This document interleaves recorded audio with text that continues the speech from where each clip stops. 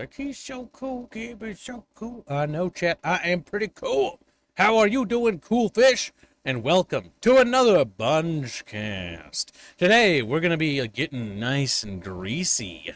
So get ready, chat, to get, I don't know, some pimples, I guess? Because that's where we're going. So, we've got some posts, and the reason why we're bringing this up specifically is because it's actually something that you don't just notice with some developers, like anti-player biases. We've talked about on this channel before. We've talked about sort of like schisms forming between both developers and players. And this is another case in point of this that's happening relatively recent in regards to the new Borderlands 4 game. So, this is a post by Randy Pitchford. If you're not familiar with who Randy Pitchford is a person who works at Gearbox, one of the big name people, like the big cheese, if you will. And this is what he had to say. Now we're gonna I'll let Rapier point out something after I read it, but first, this is some. Well, what? Go ahead. What is it? There was 3 posts there, actually, that I posted. Oh Jesus! And you don't have music. Oh crap! We're always missing something. Confirmed. So if you're wondering why we were a little late today, we had to review a song. And the song had lyrics in it, and so we had to review that for the game because we got to make sure the lyrics line up with what we need it for. And it's a really good song, so fortunately we're going to get a lot of use out of that. So Robert's been working hard. That's why we were late. It will play in every So mission. there's 3 tweets I posted, and we should start with the first one. I hate Rapier. He's making my job harder. I wanted to start with the best. Okay, this one, you know what, I'm just gonna reopen them all because it's just gonna be easier because of Chumpus over here and his neediness. Okay. Refer to Randy as the greasemonger chatfish. No need to call him liar, thief. Grease is all that defines him. There we go. Alright, so, Randy Pitchford says, every PC gamer must accept the reality of the relationship between their hardware and what the software they are running is doing. Readers added context. The main contention PC gamers have is that the game is poorly optimized in regards to Borderlands 4. A recent video by Digital Foundry will explain. Link posted. Possessing the latest hardware does mitigate the poor optimization to a great degree, but it doesn't erase the fact that it is a poorly optimized game. I added game there. And A. Yeah, and A. That's true. But either way. So yeah.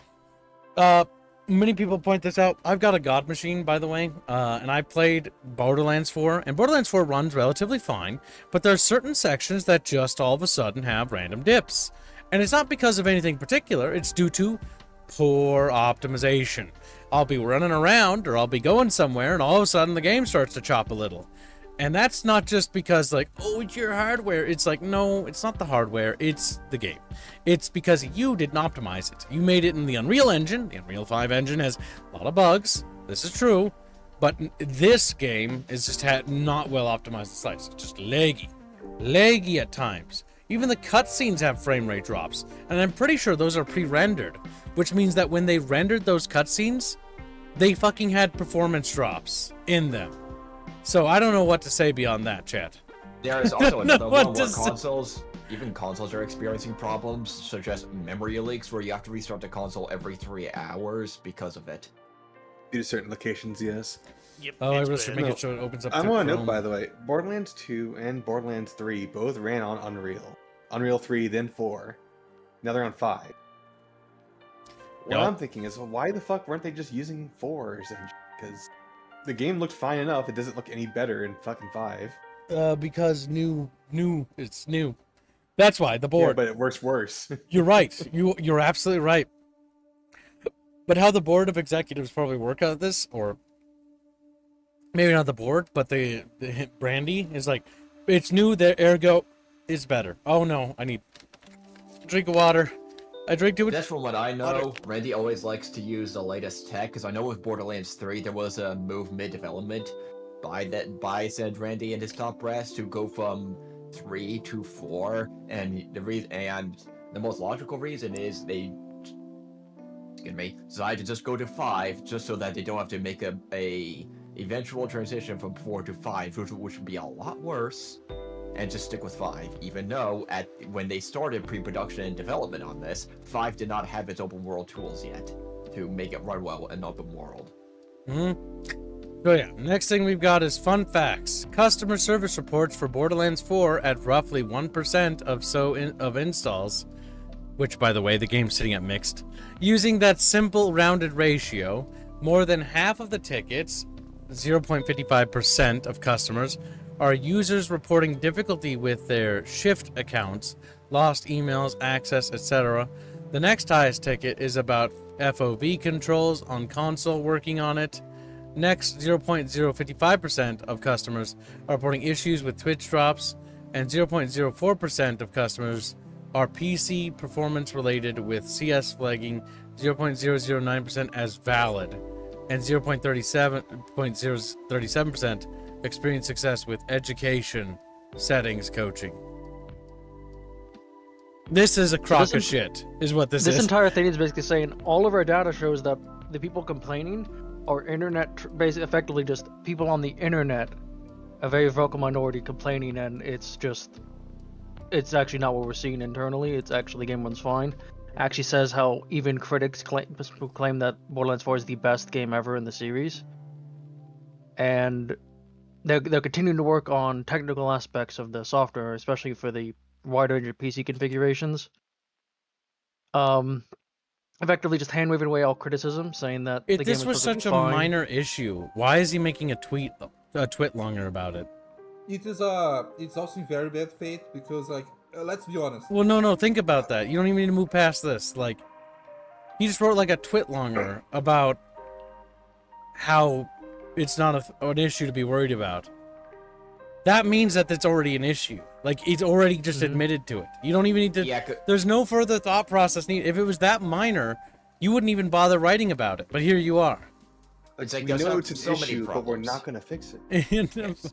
Several problems. One, most people, and just to get this out, most people are not going to go to Gearbox's own ticket submission page for complaints. They're going to go to Steam or other review sites and let their fellow paying customers know, hey, problems, be careful when buying. Well, yeah, notice how his pool was only a specific section for shift accounts.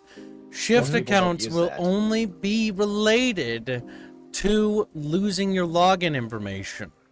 It will not be related to reporting on bad games. So this whole data pool he is using, he's explicitly using a thing called shift accounts. Shift accounts has nothing to do with the video game. It's normally just like you log in to get rewards and shit like that. So he's using a data point and not using the Steam review system, which is at mixed, by the way, last I checked. I'm not sure if it still is, but go ahead and check me on that, Chumpus. But it's... There's another issue. 63%. Like, he's unironically ignoring that most people that like have this kind of issues, they don't go to the Steam forums. They go to Google, they go to other friends, or they just don't refund the game or don't buy it. Well, yeah. First. Also, the big group Digital Foundry also did benchmarking. Digital Foundry did benchmarking, and Digital Foundry found that the game was poorly optimized when they did their benchmarking.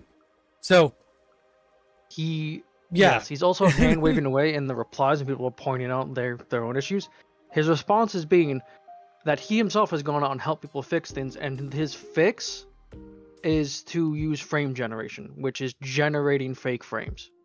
Yeah, it's not actually giving you frame frames. generation is ass. So here, let's talk about that real I quickly. gotta do a quick clarification. DLSS is a upscaling technique. Frame generation is a separate tech. Yep, it is. DLSS, which is what it is you render at a lower resolution, and using neural network models, you upscale it to what it should look like to...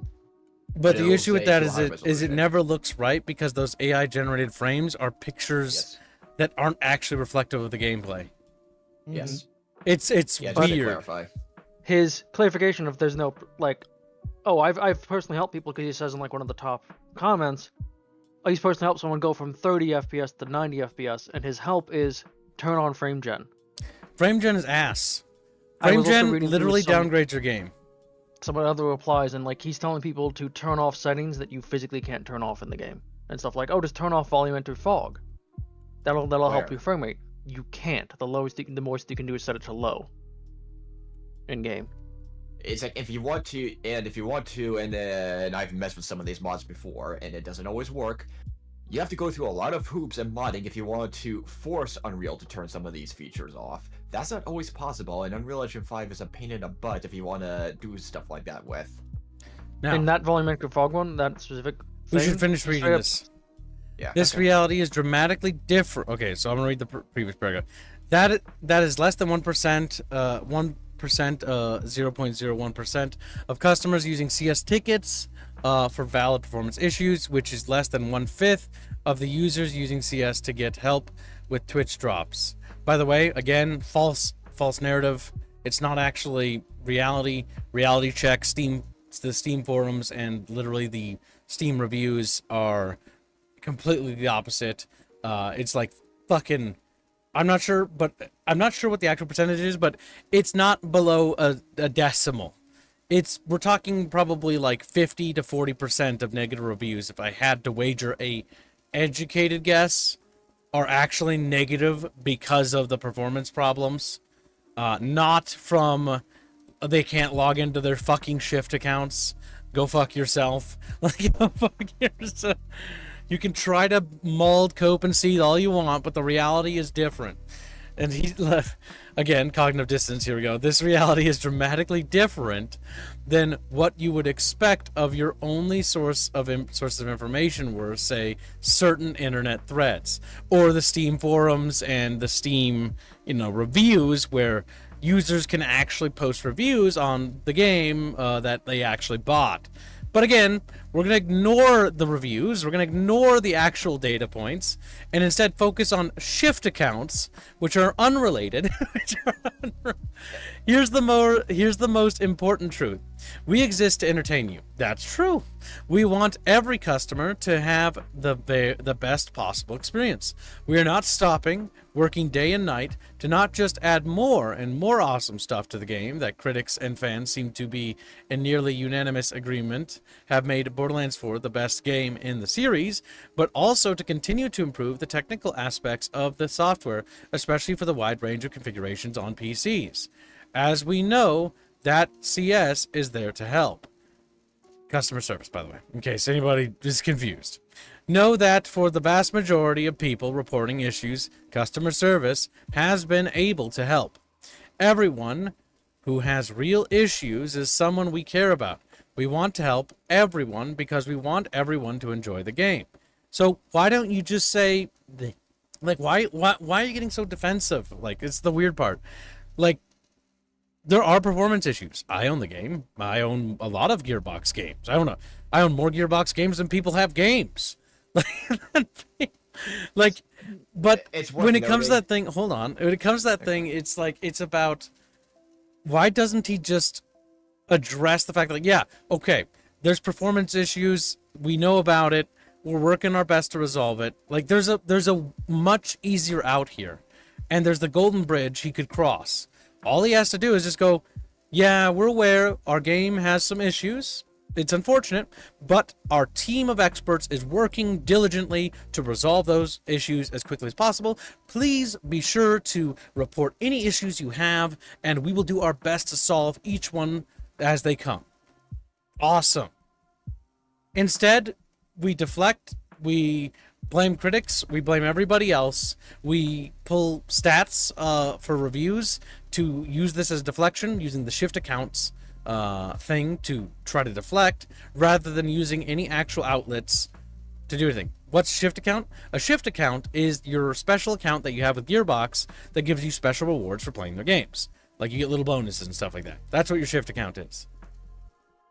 That's what Shift is. He also wants to point out, he specifies that only 0.009% are valid performance complaints. 0.009. Yeah, no, that's just mathematically not sound.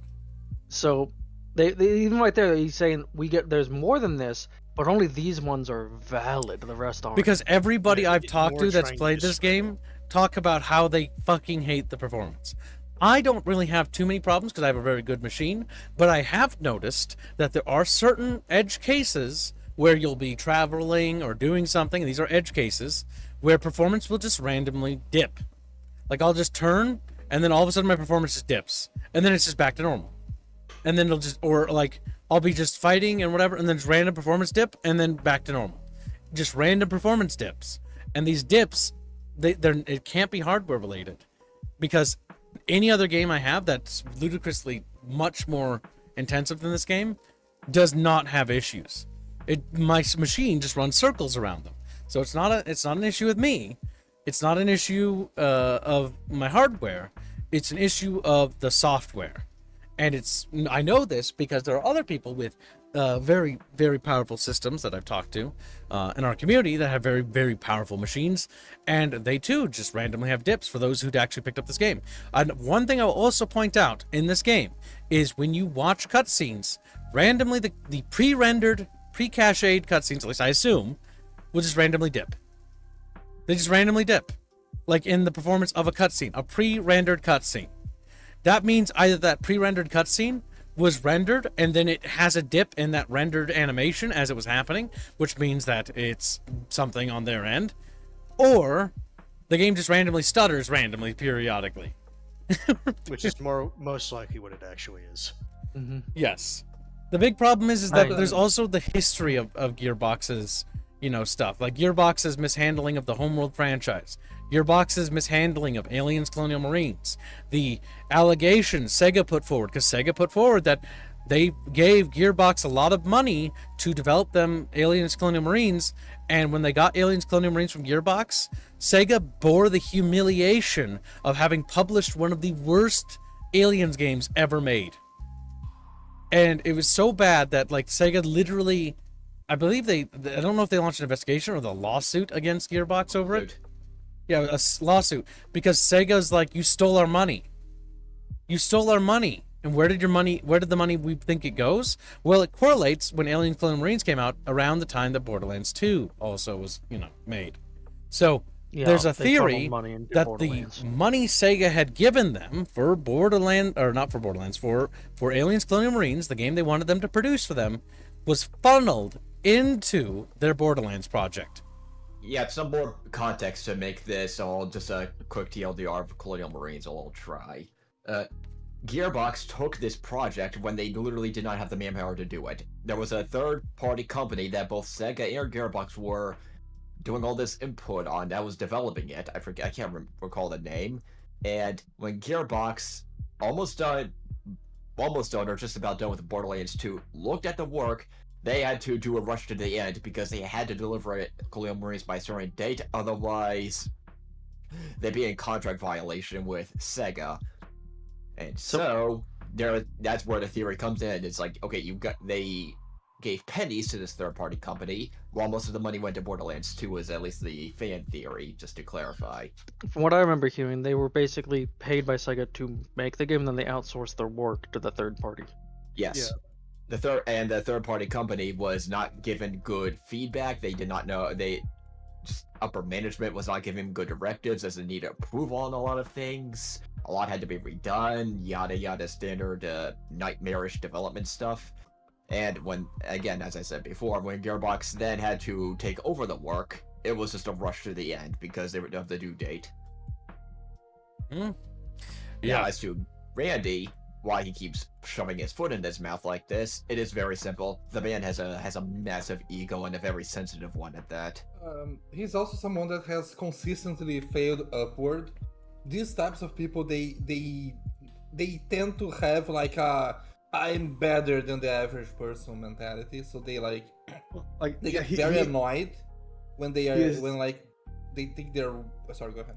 No, sorry. I thought you were like pausing between, so I was gonna get in there. No, I'm. Just get on with it. Just get on with it. No, it's basically like they tend to get very annoyed when they think they're like the masses that like the unwashed masses, like the untouchables are criticizing them. Not just because of the ego, but it's because like, how dare you? You're not as good as me. So I want to note how many times Randy has actually embarrassed himself live before a very large audience at the gaming expos when Right. they're revealing new things about their games. Yep. Because he does it a lot, and he has gotten away with it many times. Yes. I don't Now, know how he still has his fucking job. I did just post another tweet, which was about the volumetric fog stuff I was talking about. Oh, we're not even done with the other tweets. Twit Getting ahead of longers. yourself, little rapey man. So here's something he had written. Oh, spoilers. He said fan mail of the day, says Randy Pitchford. And let's read it. It's from Top Dog 1971.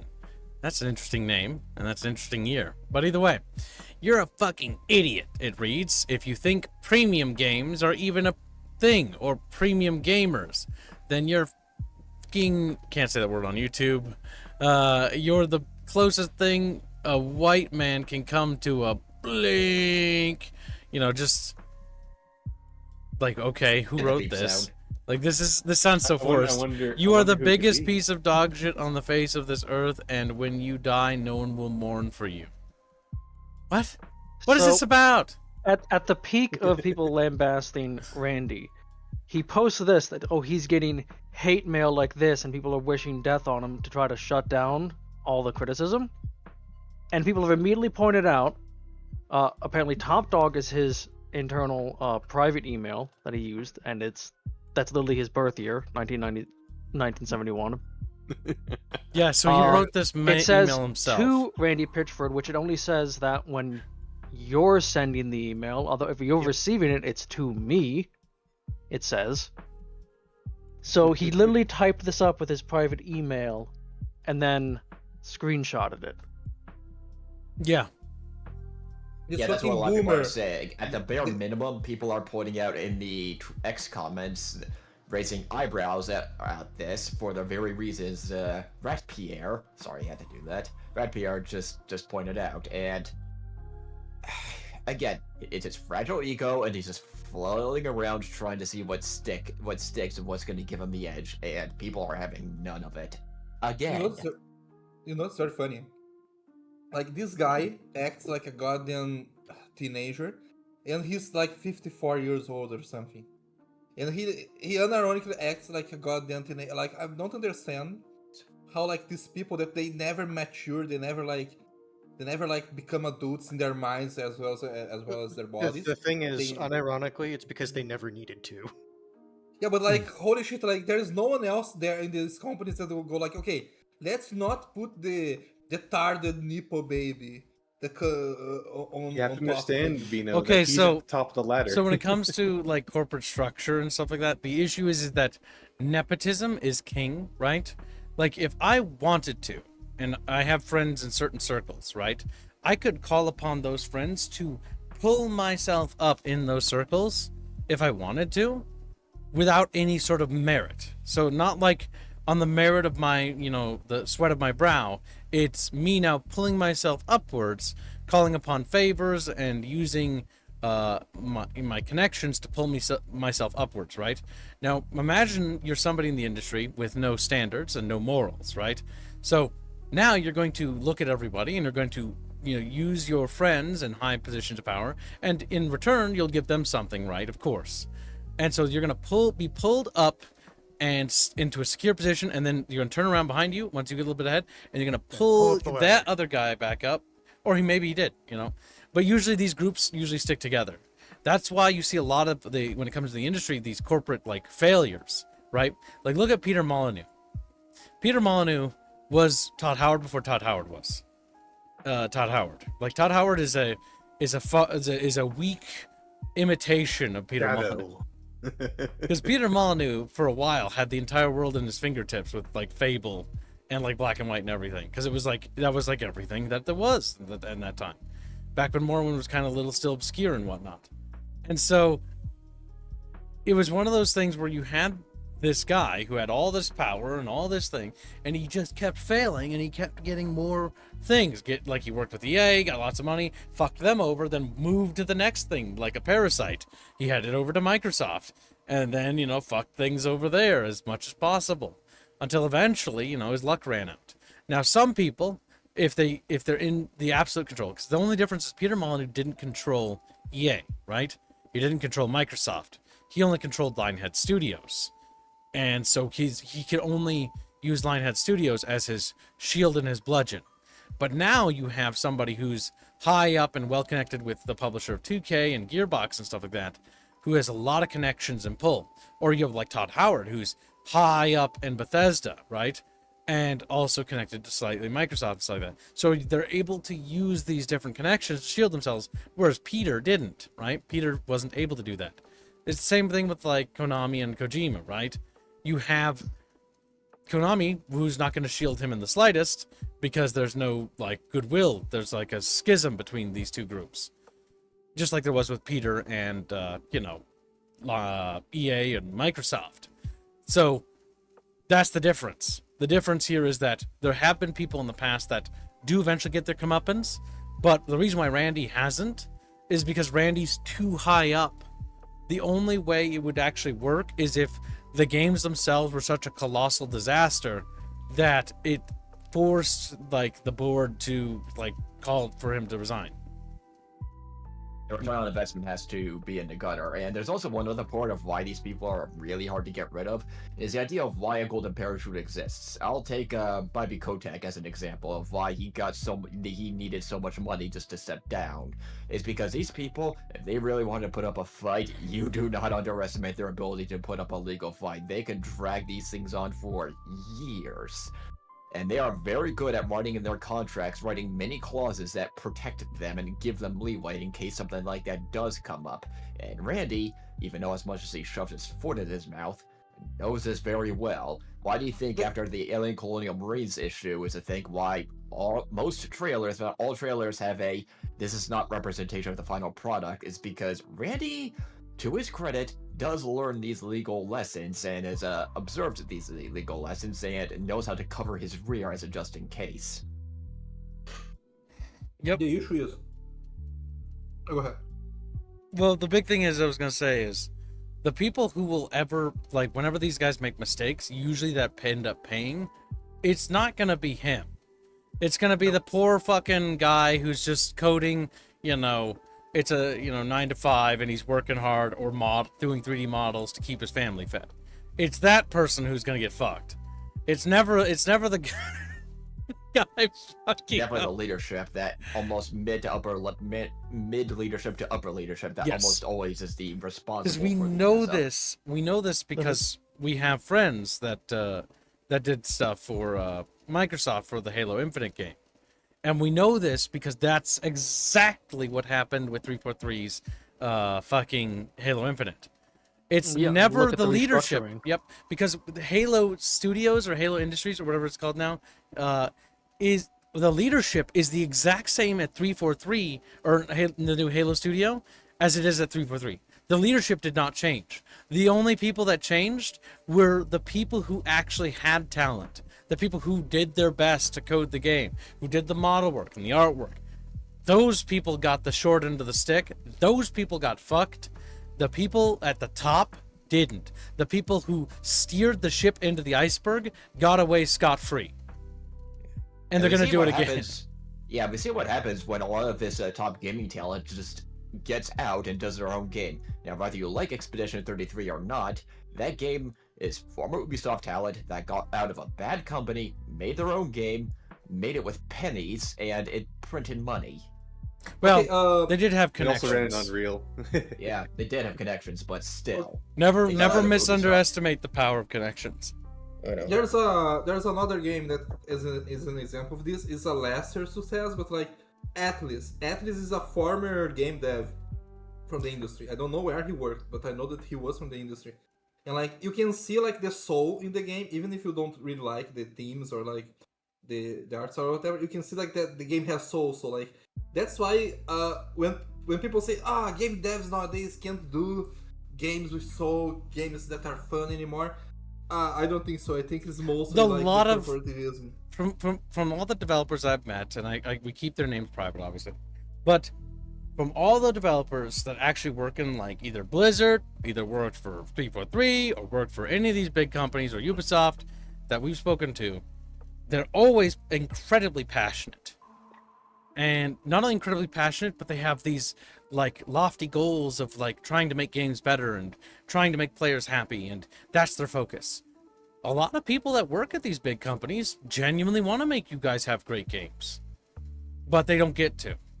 And the big issue is because, again, the leadership in charge doesn't think that that'll be profitable, doesn't think that that will be marketable. And because it's not profitable or marketable, they're not going to do it.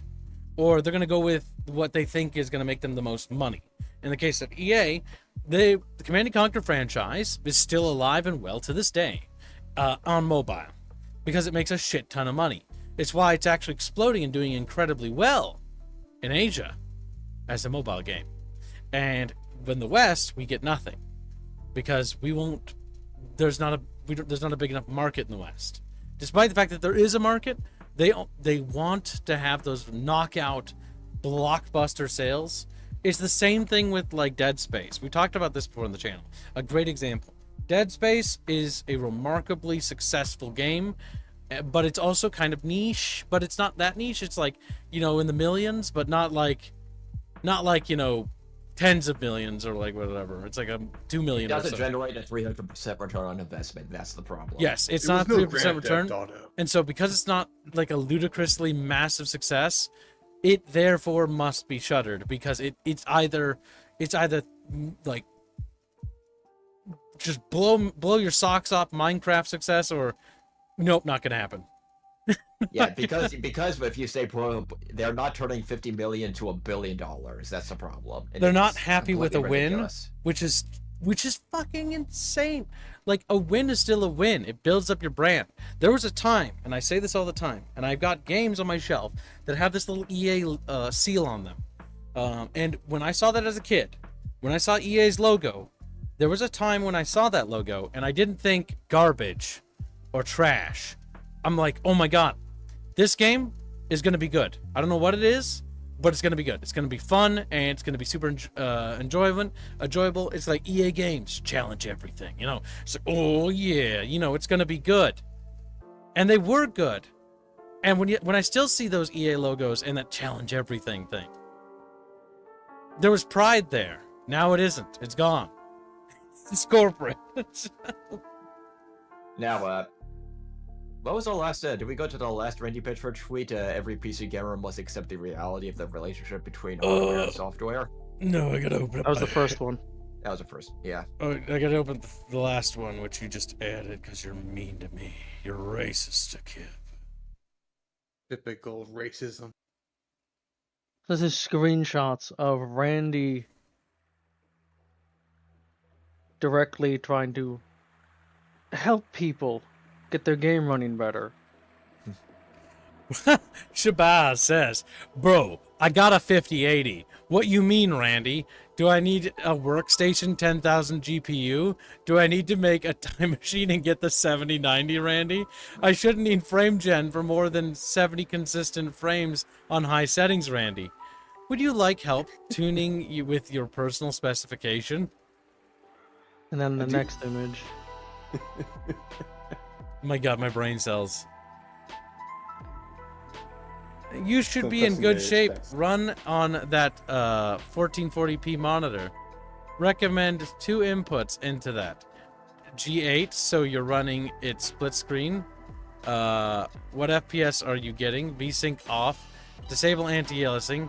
Use DLSS multi-frame generation at 4x. Nvidia reflex on.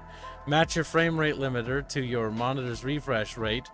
You can set everything to very high, but you can gain some more frames if you turn down or off volumetric fog. Let me know what FPS you get with those settings. So people are immediately pointing out you can't turn off volumetric fog. And apparently the guy in question tried turning it down, it didn't do anything. There's also the issue. The main issue with this game is like, I don't think that games should be this demanding. I'm sorry, like games and once again, like the graphics. No, the graphics in the games industry peaked in like 10 years ago, 2016, 17.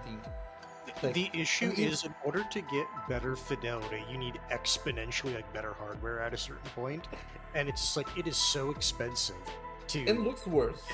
Big Zug's having an aneurysm. What? 2 inputs? DisplayPort is more than enough bandwidth for 1440p. I was almost under the impression he was talking about like, oh, you're running multiple monitors, so at a higher res, so you might be having stutter or something like that. Which, like, maybe? But, like, that means that your system is already struggling as is. If you're going to start having issues running multi-monitor support.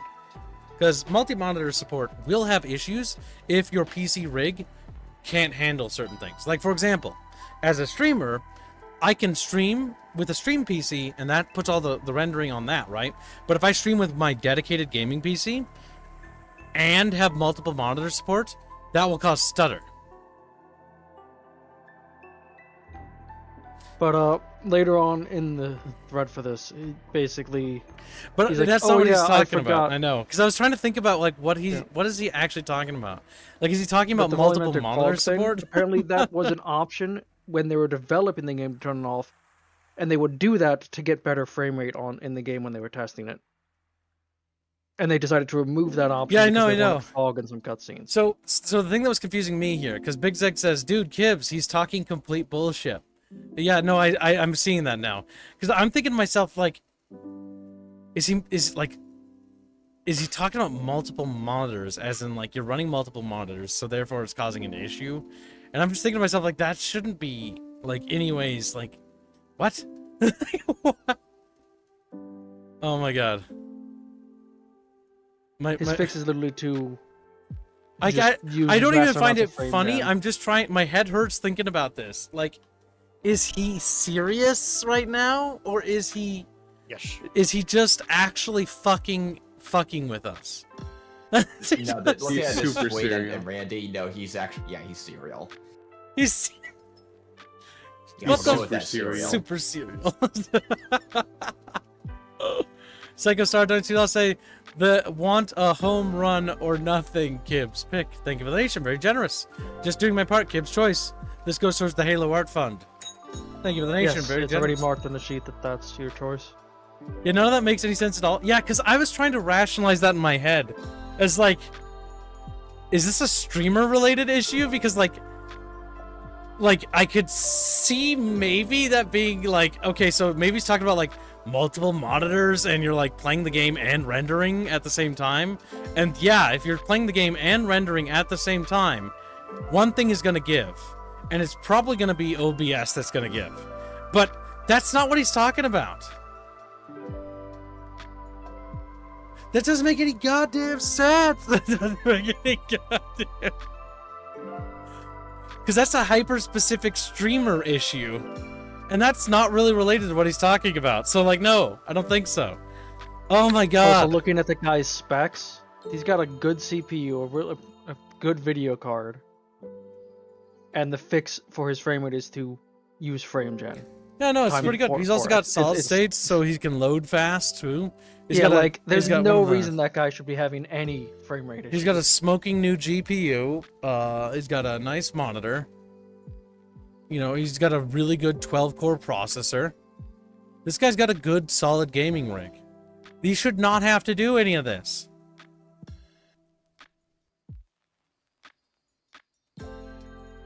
Is God. Honestly, part of me is just exhausted from Randy shoving his foot in his mouth, but it's still worth talking about as Just the problems are becoming worse and worse. admit you're wrong. Like, it's far better to just be like, okay, like, take the Golden Bridge, Randy. Be like, listen, we made some mistakes with our game. Like, it's got performance issues, but it's a really fun game, and we're gonna get those performance issues under control. Rather than fucking blaming everyone else and then proceeding to become tech support the guy. Because now it just looks fucking like a huge blunder. This is the same fucker that did that guitar song, right? Yes. Oh my god. Nobody loves a bigot except when they're crying, and then he laughs. And also, it's worth noting, we have all of these technical problems. The game, from a lot of alleged reports, is double Borderlands 3. So where did that money go to? I have an aneurysm. Genuinely. I don't want to 6 think about months, this anymore. Double the budget. You try turning it on and off again? It just beats one to death. It's like, Also, because I don't think it was mentioned, What? Harlot did gift a membership before the stream started.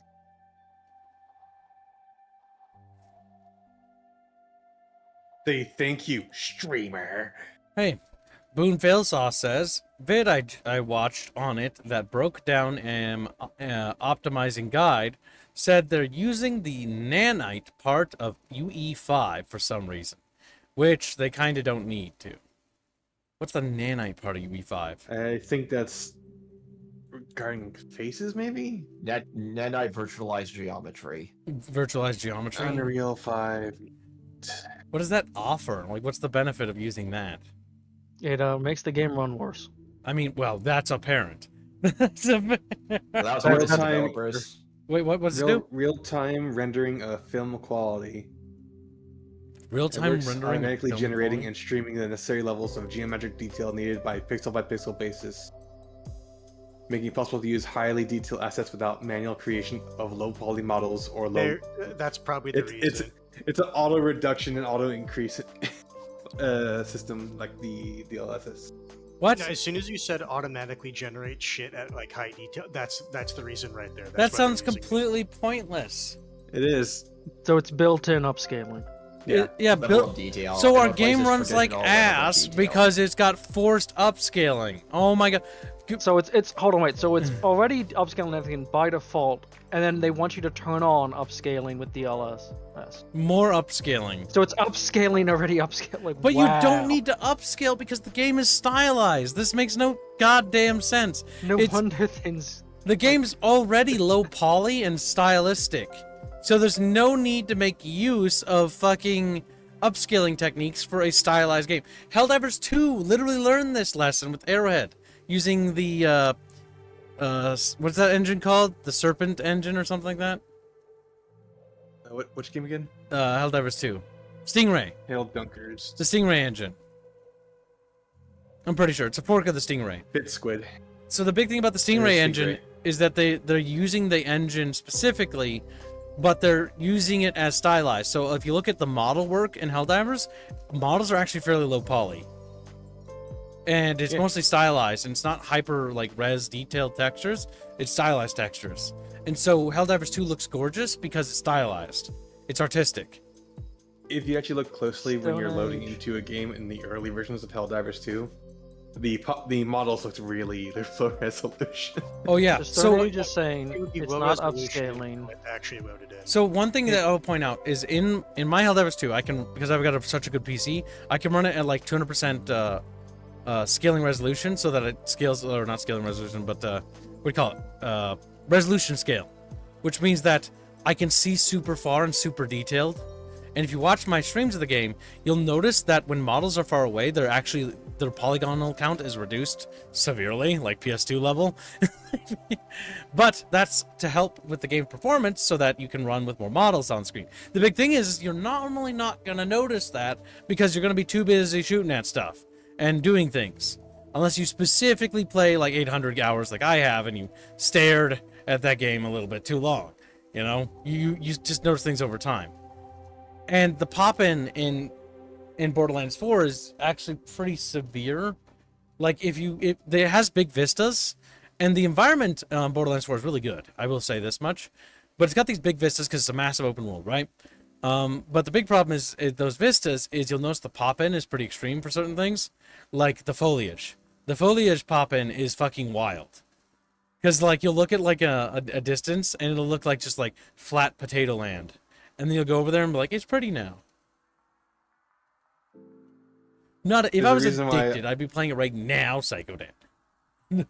There's a reason why a lot of open worlds make use of tall geometry and don't give you the way, like an easy way of getting to the top of those immediately. Yes, and when they give you clear vistas, they usually give you clear vistas of things that are more focused around like structures or buildings. But in Borderlands 4, you have lots of rolling hills and farmland areas, and these sort of farmland areas, which do look very pretty. If you get to a high point vista and you look back at them, you will notice that it's just like kind of looks like a potato land when you're not actually there. When you're actually there, it looks pretty, but from a distance, you're like, it looks kind of ass. It looks kind of.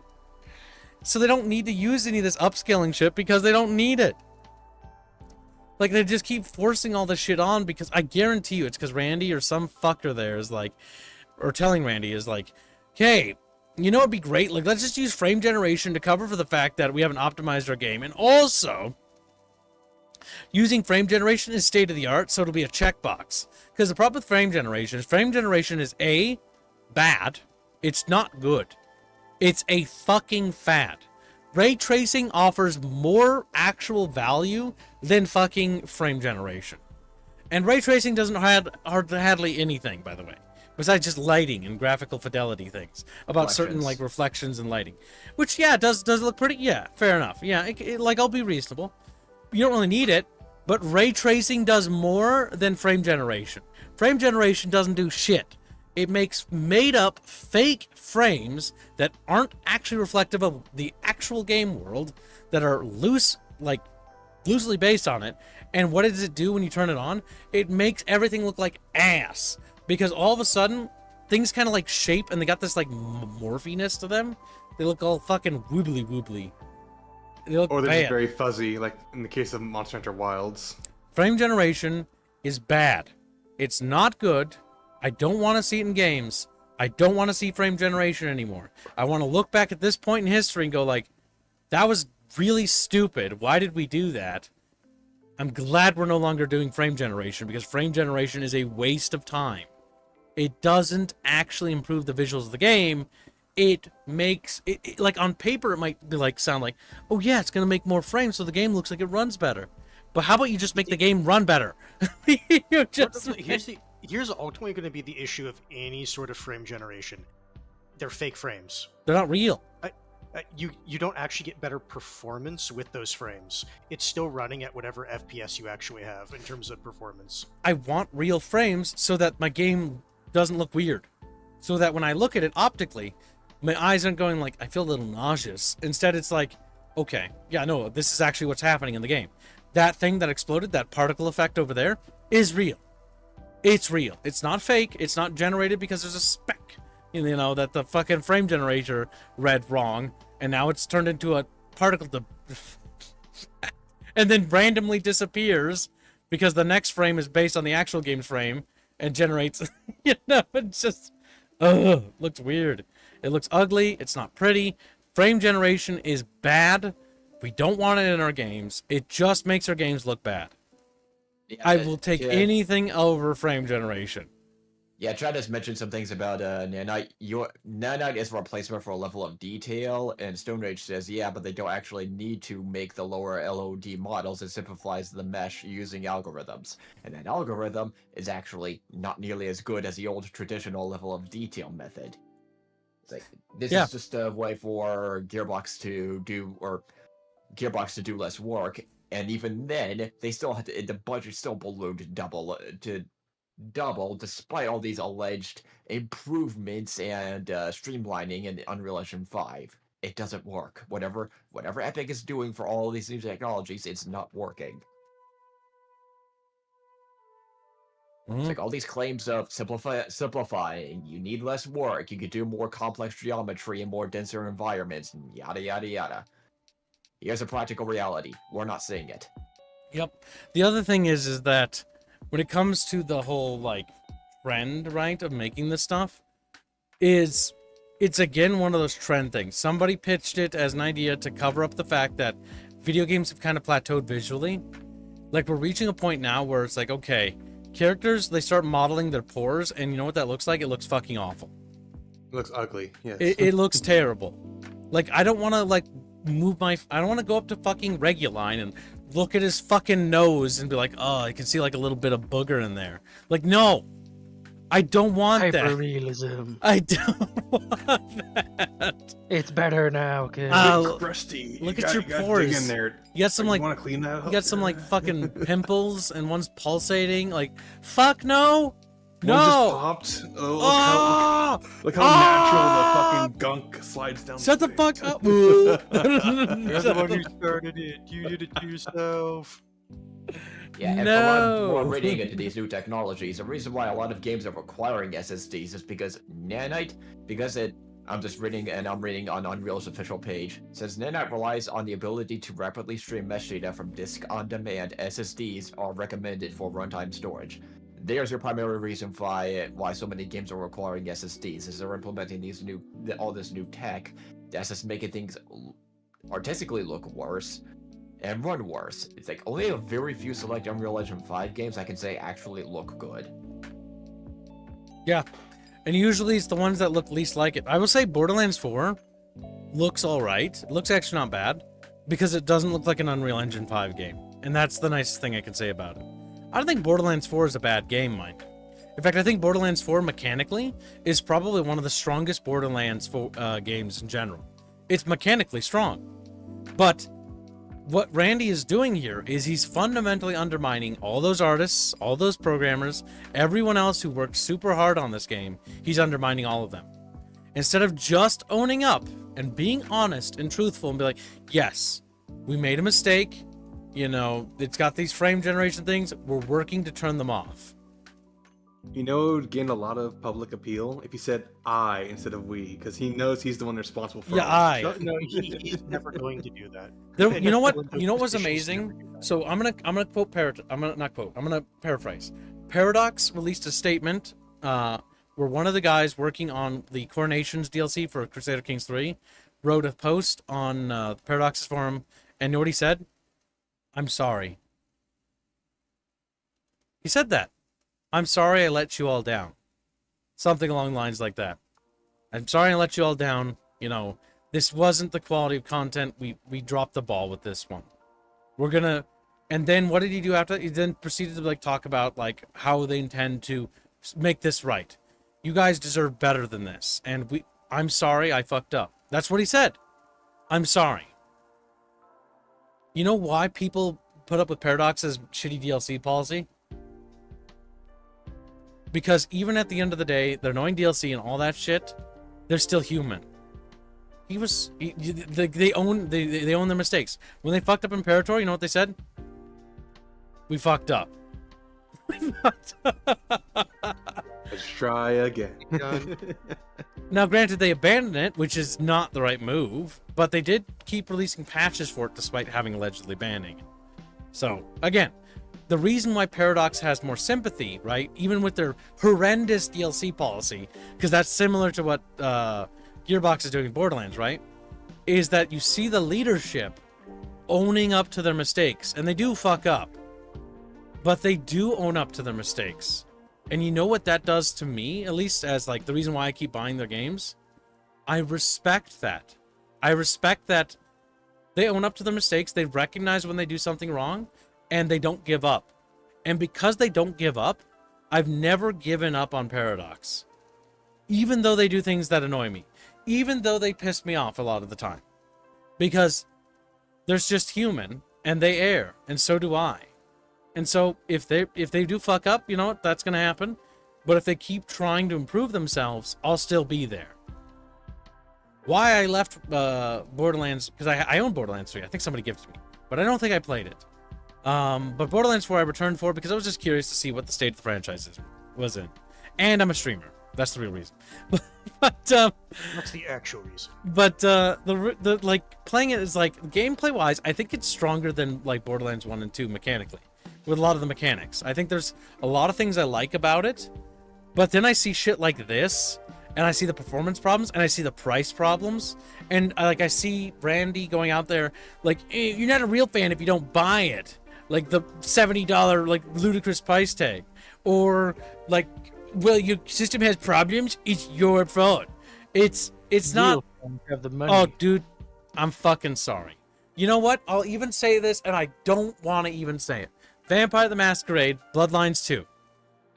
I respect that they fucking said, yeah, that's wrong. We're not going to do that. And then they rolled in all the cut content stuff into the base game.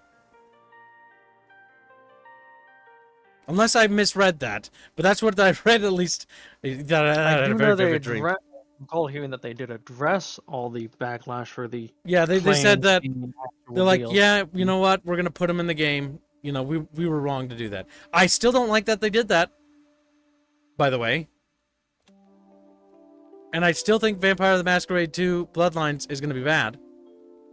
But at least they did the right thing. And you know what? You know what? I'd be willing to give those developers another chance in the future. That's the big thing. It's like the same with like Paradox, right? Like Halo Studios, I'm not going to give Halo Studios the time of day. I'm going to stream their game when it comes out because I'm a streamer, and that's the only reason.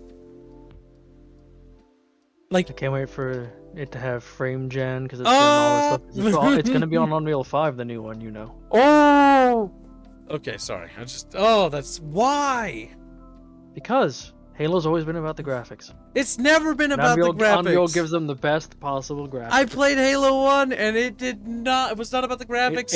It has nothing to do with the fact that my favorite part is they were face scanned people's faces and then put them on like 3D models. That was my favorite. Very low poly models. That was more charming. And then Halo 2 went with Play-Doh faces, and I hated that. Oh, Halo 2. Halo 2 is ugly. It's an ugly game. When it comes to the character faces, oh my god. Honestly, that's why I kind of feel like storyline-wise, Halo peaked with CE. Maybe you're right. Because they didn't over-explain anything, like, it's a contained story, it doesn't just... Halo 2 just kind of ends. Halo 3 just kind of starts with ignoring the ending of 2 and just like, he's falling to the earth for some reason. It's like, okay. But yeah, and then, the entire point of this, by the way, because I see Mythics point out, like, Paradox has burned you too many times. That's fair. That's more than fair. That's more than fair. But the big thing is what I'm talking about, and the reason why I'm bringing that up, Mythic, or people that maybe have some disagreements with me on like Paradox and stuff. The reason why I'm referencing them is that let's compare. I'm comparing a company that I'm annoyed with and I'm pissed off with, which is Paradox, and I'm comparing it with another company that I'm annoyed with. But I'm comparing the difference in etiquette, right? One company owns up to the fact they fucked up. The other company attacks their audience. This is what the focus is on. Etiquette. What kind of decorum should we have in the industry? Should we have, when a mistake happens, should a developer fix it and own up to the mistake? Or should they attack their community? That's what the focus is. And I think that taking steps and struggling or working towards better solutions is way better than attacking people. Yep. Because there's only two actual answers to this. You either A, want people to improve and be better and try to make steps towards making better games, or B, you don't want them to improve. You want games to be shit. This is the conversation we're actually having. And the thing is, Randy has chosen B. He wants to make things shit. He wants to basically go, it's your fault. You're at fault for why the game is this way. You're at fault. It's not my fault. It's not any decision that I could have potentially made that got me here. It's everybody else's. Does he do anything to rectify that? Does he own up to his mistakes? I will always have appreciation, no matter how you fucking slice it, for some Paradox guy who designed a DLC called Coronation. I have more respect for him than I will ever have for Randy, because he owned up to his mistake, listed out a plan on how to fix his mistake, and is now enacting a way to make it better and make it right and set the record straight. Adverse to not doing that, abandoning it. That's the difference. Oh, it's agitating. Agitating!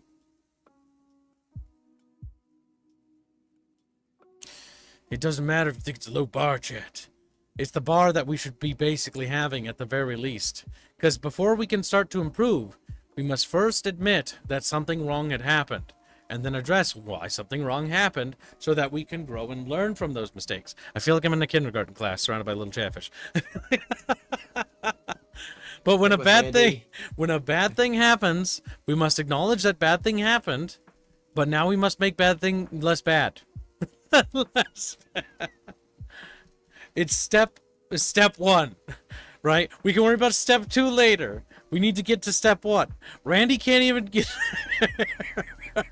Randy's in the back of the room, not even admitting that stabbing the student next to him was wrong with a fork. He's like, I don't see what's wrong with this. I don't see They asked for it. I didn't do that. No I was pity, literally pulling on no his hand. remorse. He just did. Come on, they were asking. They were Officer, asking. did you see what she was wearing? Oh, They like it. what? It's purple. People complaining about it, honestly, are just a minority. Just a minority. Everyone else loves it. Yes. But yeah, so that's like the big thing here.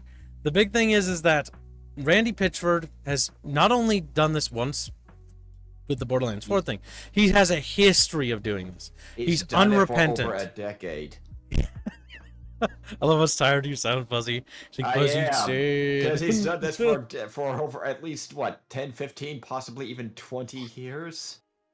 When you He's really not look into his gonna history, change because he doesn't need to. It's true. he's always had this holier than thou and I could do no wrong mentality. You just blew one VFT's mind. Yeah. Gibbs. He's having a revelation right now. Okay, we're a school of fish. It's let's school. face it. We're in school. We're getting educated.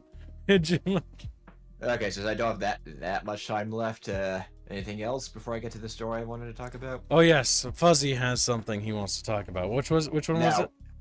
the Nvidia investing $5 billion into Intel, and credit to Morty for DMing me about this and bringing it to my attention There it is. as I was working at the time. But as if the hardware space, especially for us gamers, is not already bad enough, Intel is investing $5 billion into Intel. Now this is $5 billion in common stock. I think it's new stock, but this is another cash flow into the shit show that is Intel. And from what I get is, now some backstory.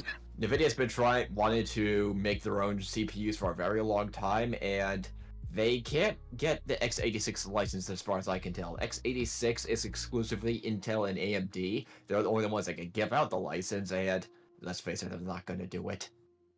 So this is one possible theory that Nvidia is taking advantage of Intel's colossal weakness to force their way into it. And now what this is there's going to be more design collaborations between Intel and Nvidia, more integration of Nvidia's hardware and technology into Intel chips, such as their NVLink technology for AI for faster communications between CPUs, GPUs, AI chip development, data centers, etc., etc.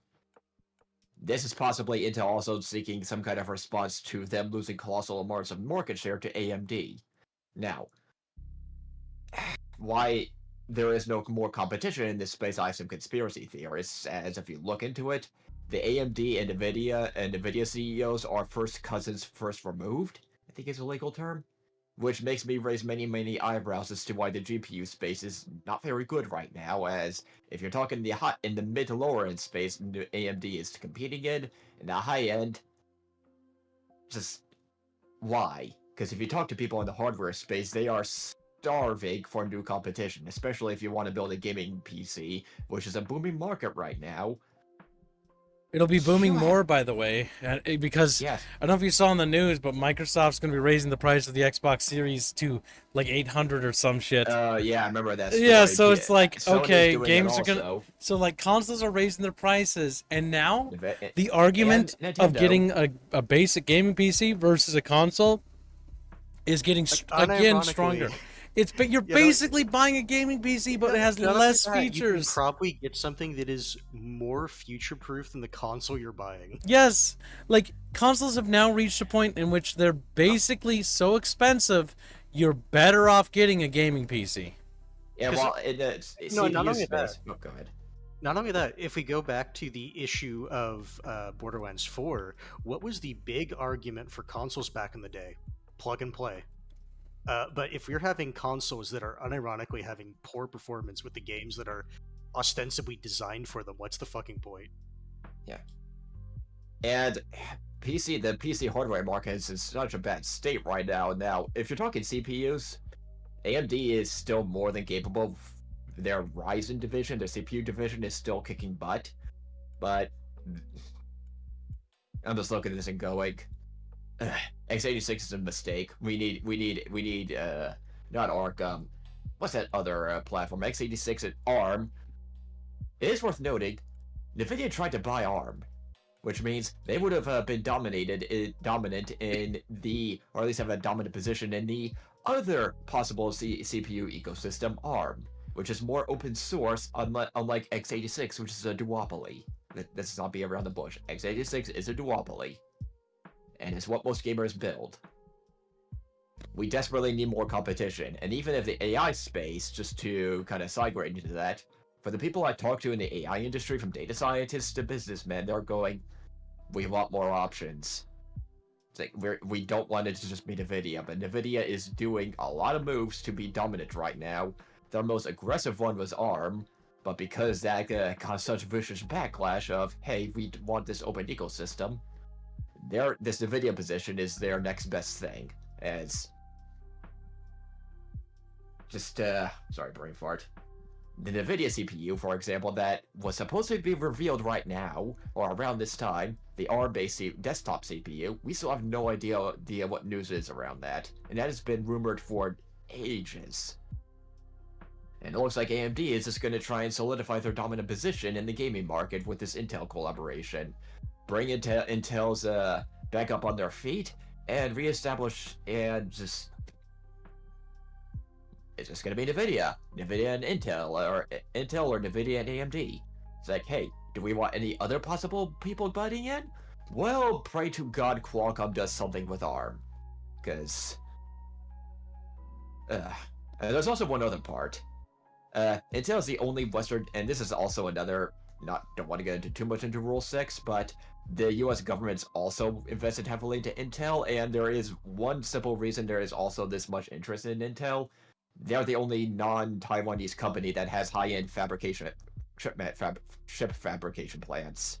It's either Intel, or you're going to Taiwan. That's true.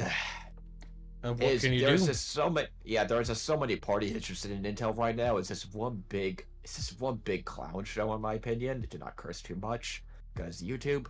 Just one big clown show, because the new Intel CEO, as you saw in the Ground News article, what is the new Intel CEO doing? Not what needs to be done of sorting out their divisions. He's just going, shut down the new fabrication plants that could give us a contract chip manufacturer that's not just Taiwan. Just cut all the talent that's could possibly design new chips, cut everything, and who's coming in to try and save the day? Nvidia. Because let's face it, if Nvidia is very good at designing chips, even though they're messing with their AI divisions and shoving their AI into everything that's not needed, as we saw in gaming. And this is just Nvidia showcasing its super dominance in a particular field to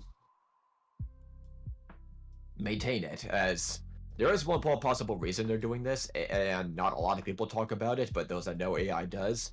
AI is similar to the tech bubble right now, where there's not a lot of practical business application being done. Because if you look at even OpenAI, they're running at such a huge deficit, and where's Nvidia's money right now? AI. That's funny. Yeah. I don't know noises. That's fine, because Nvidia's stock price only skyrocketed right now due to a... I know you're laughing, but he's trying to have his fucking mic drop moment. He's like, yeah. Somebody in the background just. Yeah. But to finish the point, Fuzzy's raises a good point, but it was so left field. It took me completely out of it. But Nvidia's stock price is only high right now because of the AI obsession. And once that dies down, what do they have left? It's gonna implode. Like the whole problem with the AI obsession is that. So the problem with AI is that AI is kind of just not. I don't know how to put it. Like, I don't want to use the word it's not. a .com bubble. If you it's talk not to an real. investor It's class, yeah, it's gonna implode, and like everybody knows it's gonna implode. Like the whole like AI is gonna replace artists, that never happened. It's gonna replace like Hollywood, that never happened. It's not gonna do anything. It can't do anything. It already got fucking. It's already not like you can't monetize it now, like because of yeah, if like you want, actually, let's focus on a Hollywood example. AI is going to replace Hollywood. No, competition from other geographic spheres is going to replace Hollywood. yeah, that's more what's likely. replacing Yeah, Hollywood. that's Well, more. the thing is, it already is kind of happening. Yeah, Like it's AI is not going to replace coders and programmers. That just never was going to happen. Like it just didn't happen. It never materialized. It honestly is laughable people thought that, because like the It's all the technology just most- isn't there yet. Like it's like there's to give a quick history on this of why there's this obsession. The math for all the math for all these image recognition neural networks, even base neural networks, was made literally over 100 years ago. It took 100 years just to develop the tech to even build off this and even develop this tech. We're still in that early development phase within the past 8 years. And as with the dot-com bubble, the winners are going to be the ones that find the practical business applications, not all of this hype a lot of people are trying to develop. And the only reason you're seeing this hype and to focus specifically on the West Coast companies is SAG-AFTRA and all of these unions in the established Los Angeles spheres are becoming so problematic that what do companies historically do when you see this big of a problem in labor markets? They dump a bunch of money into tech or alternatives. And AI is one of them. But it's not going to work, as what's really solving it is competition of Hollywood in other geographic spheres. It's just... None of this is revolutionary, by the way. This is just basic economic history repeating itself. I mean, I'm not surprised by that. If you look at other market trends, it's like, wow, this happened like 10, 15 years ago, and everyone's like, yup. Yeah, this happened in the 1800s. This happened in the 1900s. Oh, go figure. Yep. It's just manifested differently. the big thing about the whole AI trend stuff is that it was never really going to destroy the industries like the Industrial Revolution. The big thing is that the word's wrong. It's not like people use the word AI so loosely, but without actually knowing what AI really means. It's not AI. It never was. It's an algorithm. They use it as a buzzword because it sounds cooler and more intimidating. But it's just a simple algorithm. But yeah, this whole is held by investing into Nvidia investing into Intel. Now, just to speak what ideally should happen, just by economically wise, if we want the best outcome for everybody, but the Intel leadership, Intel needs to go under, and you have a bajillion other tech companies that could take those fabrication plants, build them up properly, take that talent and fix things. This has happened many times before, but due to the old boomer economic philosophy that doesn't work of, you gotta fix these and maintain these companies no matter what, they're gonna do whatever it takes to up Intel. And it's not gonna work, as the current CEO is on top of that. I mean, think about it. It's a marketing genius thing. Like, I've been thinking about this, as Fuzzy's been talking about this. But, like, AI is such a genius marketing word. You're selling something that sounds futuristic and sci-fi, but what you're selling is actually a lie. It doesn't exist. We don't actually have AI. We're nowhere near AI. We've never even remotely come close to AI. Well, all we have is just, like, deep machine learning. Or whatever the fuck it's called. Machine learning is just applied statistics. Yeah, and It's like you're taking y equals mx plus b and you're finding a computer science application for it. What we have now is just slightly better chatbots. It's just a bot. Like, we are nowhere near fucking goddamn AI. It's not even funny. Like, we haven't even come fucking close to it. Yeah, the most this does, and this is the best use of technology, including this, and I'm just not even gonna use these neural network models. Models is the word here, not AI. Models is AI assisted. Assisted is a horrifically different application than just replacement. As assisted is, okay, I have a bunch of bad workers, I'm a small company, but I have a bunch of really good artists. I'm gonna try and give them better tools to help them. That's not replacement. That is more efficiency, so that you're not blowing a bunch of money. That say you may be a small company and you want to get the most out of your workers so that you can actually make a profit. There's a use. Well, the actual proper use of AI is for moderation, not moderation. Yes. Fucking automation. Because that's what most industries actually use it for. They use it to automate all the simple processes instead of replacing people altogether. Yes. Yeah, you can't automate certain things. You're always going to need a person to do it, and that's always going to be the case. Because yeah, are there can you go to one of those automated McDonald's or whatever? I think those do exist, but okay, It is automated restaurants. but yeah. the problem with an automated restaurant is you're not going to actually get a chef. You're not going to get a cook, and if you go to an actual dine and sit in, like when I went to visit my mom for her birthday, the food quality difference. I haven't been to a restaurant in a very long time, chat. And I had a burger, and it was so good. I can't quite describe to you, what it was like to have a burger that I didn't have to make. So normally when I make burgers, I make really good burgers, but I made it, so it's always gonna be just me making it, right? It's never something that's gonna really oh, I didn't expect that, because I know exactly what I'm making when I'm making it, right? Going to a restaurant, I got a burger that was made by another person, right? A chef, cook. And that burger was so much different than how I normally make my burgers. It was kind of refreshing to have something that was very different for a change. It wasn't made by me. The burgers were cooked differently. They seasoned differently. Now, two things. I also want to get to Polly's donation, but one, when you see a lot of this automation, is always the labor is charging prices to so much that the paying customer is not willing to pay for them. It has happened before. You saw it with, say, the car unions. They were charging ludicrous prices for their labor, and the paying customer looked at the output of said labor and went, "No, we're going to German or Japanese cars." Now, Polly raises a good point. That's becoming more of a problem if those in the AI sphere. First of all, thank you for the $5 donation. The bot data centers are also being built on taxpayer expense, most notably with increased power prices and water redirected to them. That is actually becoming a problem where in Georgia and any places where these AI data centers are becoming, on top of Nvidia not really developing its products and becoming power inefficient, these AI chips are becoming huge power absorbers. I can't think of the word. Power hogs. There it is. Yep. And it's becoming a huge problem as power prices and the electric grid is not handling them, and we still have not gotten a return on investment on many of these AI data centers with these fancy AI-made chips. The big thing is that a lot of the algorithm stuff, right? When it comes to how this thinking machine stuff works, thinking machine. Oh my god! Yes. Oh we have no! Hold on. So the big thing is that there is applications that this stuff can be used and actually serves as a decent tool. What's interesting is how.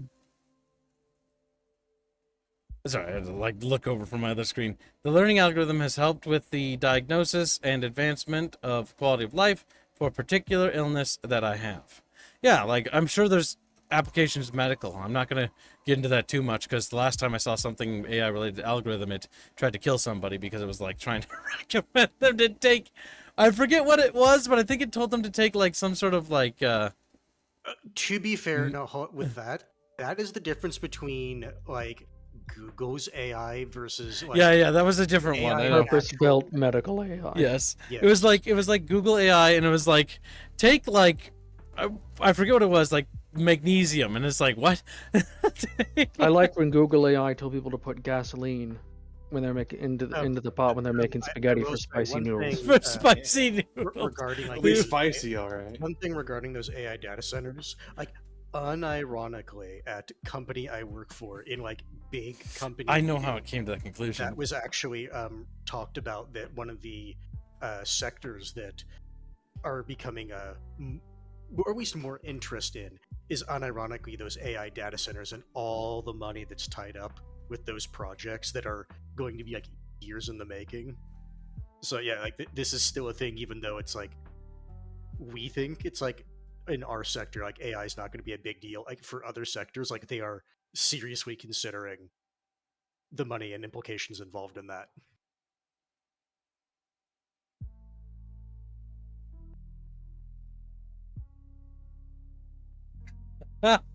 Sorry, I read what Mythic wrote.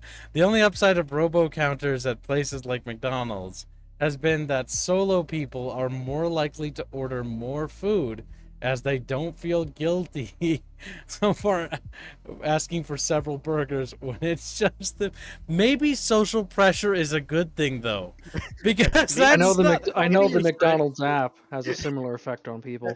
Maybe your friend jokingly saying, "Oh, you're going to get another burger, fat ass," is a good thing. it is Yeah. social pressure is good because social pressure, we're social creatures. Like me bullying Mythic is a good thing, chat. Like, Me bullying Mythic is a good. He's like, You hear that? Chat, Love that. You hear Just that? Bully bullying. Kibbs. Keep this pro bullying. Chat, laugh at him. social Bully him. the thing is social pressure has its values for certain things, right? There's obviously extremes to everything. Before any little autistic fucker in chat like I don't yourself. He's a bad man. Oh my god. With that, I Doomsday have to go. Chatfish. All right, see All ya. See you, Fuzzy. So yeah, so the big thing is like, yes, there is a reason why it's important to have social structure, because it's like, you know, like Kibbs don't drink that much, or Kibbs don't do that. Kibbs, that's not good for you. Like, it's important because humans genuinely, when you look at your fellow little humans, you normally, if you're a normal, well-adjusted person, you're not gonna want your fellow little humanski to do something retarded and end up dead, because then you're gonna be sad. Because humans get sad when the other humans die. And you know why that is because we're social creatures. We like hanging out and interacting with each other. Maybe not like all the time, but that's what we do. And so when you have that situation in which it's possible for, you know, someone to eat obscenely, right? Like, yeah, would a robo counter be easier? Yeah, if I was hungry. Like, I might not think about it, but like, oh yeah, like fucking, man, I'm fucking. That's why you, how do I put it? Never go to the grocery store while you're hungry, or get food while you're hungry without a plan. Because if you go while you're hungry, you're going to order incorrectly. When I first moved out, I had to learn this lesson because I did this a couple times. I stopped doing it because I wasted food. I would be like, oh man, I'm so fucking hungry. Like, I haven't eaten all day. I'm going to order a big pizza. I'm going to get like cheesy breadsticks. And I'm going to get, oh fuck yeah, a chicken side, like chicken wings. This sounds great. And an entire apple pie. And a little fucking like brownie pie or whatever, or something like that, and like a 2-liter pop, and it's gonna be like a feast for a king, right? And then I get home, you and go then I home eat and eat like a 2 fourth of it. fucking slices, and then I put the rest in the fridge. And then you had pizza for like a week. Yeah, and well, that's fine and all, but like the reality is, notice how to do that, right? The same goes for the grocery store. You'll go to the grocery store, like, oh, dude, I'm so fucking hungry. Like, we're gonna make tacos, and we're gonna make like, I don't know, like burgers, and we're gonna do some like hot dogs this week and stuff like that. And then like, you get home and you're unloading the groceries and you eat, and you're like, oh shit, there's no way I can eat all that. Because that's what happened to me when I first moved out. Because I was like, oh, I'm gonna do like all these things, and then I started looking at things like, oh, they're going bad, or I'm gonna have to put it in the freezer, otherwise it's gonna go bad. Because if you buy too much because you're not used to it when you first move out when you're younger, right? Because your parents already learned this lesson, and so they had bought food appropriately too. Hell, I remember even talking to my dad when I had moved out, like it was weird because they'd always like overstock or overproduce because they were expecting like an extra mouth to feed, but they ended up having to just like I would just get free food from them because for a while because they just kept overproducing it, and it was nice because they'd be like, oh, do you want some like chili? And be like, hell yeah. You know, I'll take like a couple bowls of chili. That'd be excellent. You know what I mean? But that's what I mean. You learn these things, chat. Dev is like, what? Grumpy Rat blames you because now he's hungry. That's fair. I do it too. Hungry I'd little blame him. fishies. You know it's a Bickering Bunch stream when it turns into a food stream. When Every it stream is a turns food into stream a with food kids. stream. That's that because I bad? normally don't eat. I either eat before stream. In this case, I ate before the stream today. So I'm not hungry in the slightest. Which means I won't eat again until probably tomorrow or maybe He just before wants bed. to eat for pleasure, chat. No. I don't want to eat anything. At all. He lies to your face. He nibbles on the chatfish. I had some chicken strips. And there was too much. I shouldn't have gotten a 6-piece. I should have got a 3-piece. I still have the hiccups from And adhesive medical strips. Damn it. Oh, but yeah, you know what I'm saying, Chad. Don't hiccup. All right. Hiccup. We've got more articles to go through. So next one we have is Collective Shout interview. Steam's sexual violence game defenders are abusers in real life. Wow, okay. That's a fucking segue and a half. So, Collective Shout. woo! Those That upstanding people. Yeah. Yeah, Those so people. go ahead and remind us who Collective Shout is, Rapier. So Collective Shout are the people who have been gloating about getting Visa to start censoring and making platforms pull games because in other words they're trying to defend women and other at-risk groups, and they also actively defend actual people who abuse women and children Yes. in real life. But And they got to get rid of also that evil anime in video games. And also, when people looked into the games or stuff that they like, all of a sudden it's like, oh, you actually don't care. You just don't like these particular games. They just don't like, yeah. I love when Karens can claim they can read my mind.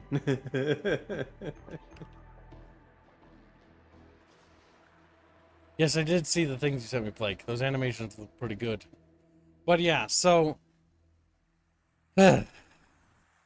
Steam sexual violence game defenders are abusers in real life. Firstly, what? Secondly, what? Secondly, what?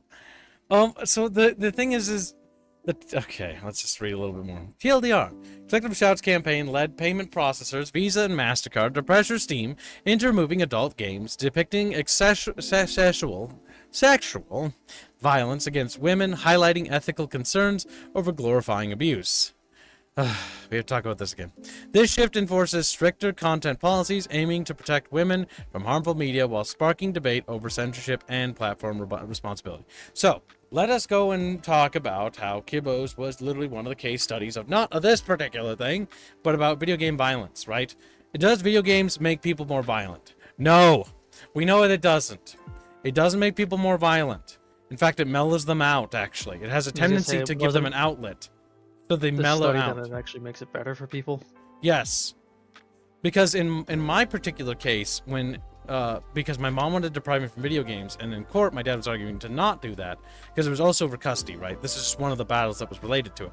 But the big thing is that during this particular battle, the important part here was that video games were what were causing me to become more violent in school, and that's what got me kicked out of Catholic school. Right, that was the thought. Right. But it wasn't. It wasn't the fact that I was playing video games that got me kicked out of Catholic school. What got me kicked out of Catholic school was the trauma from my parents getting divorced and them fighting over custody in court was what the actual cause of that trauma was. It was that. It was, again, my mom not realizing and blaming something else when not realizing that the actual trauma and damage that was actually being done wasn't from a fucking video game. The video game had nothing to do with it. And depriving me of an outlet to worry about my frustrations, because I remember this as if it was yesterday, because I can close my eyes and I can remember a lot about this. And I can tell you, when you're a little kid and you're worried that you're never going to get to see dad ever again because you're not allowed to see him anymore and you'll never speak to him again, that's scary. It's not something you can quite put into words, that kind of fear of like you have no control, like I'll just never get to see my dad again. That's terrifying. It's terrifying. You have nightmares every single night about that. Over and over and over again. You stress out about it and you can't focus at school because you're so terrified of this like thing that might come or maybe never comes.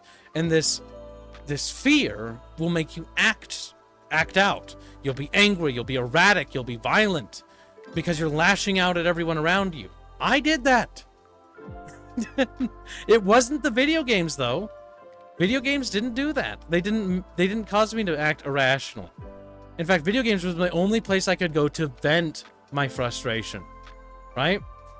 And that's the big thing here. And so when you have video games that are lewd, right? They're sexual and they might have sexual things happen in them that is, whatever. I don't even care what it is. I don't want to know what it is. But I can tell you with a certainty that whatever it is, it's fictitious, it's not real, and it's not going to hurt anybody. And by taking away outlets like that, the only thing you're going to potentially possibly do is make it so that people that need an outlet to vent some sort of frustration or tension now are not going to have that outlet, and they're going to be deprived of it. And instead, they're going to hold it in, and that's going to build, and it's going to get worse or more sadistic or violent or whatever it is. I don't care. Whatever it is not good. And not allowing outlets for that frustration, right? Like, there's a lot of days where you guys have hard times at work, right? You're stressing about bills. I know I do. Like, if it wasn't for this big donor war this week, I wouldn't be as relaxed as I am now. It was thanks to you guys. You guys made that possible. Not me. You did that. And that basically takes a whole weight off my shoulders, right? But even without that, right? When you play video games, you play them to escape. You play them to unwind after a hard day.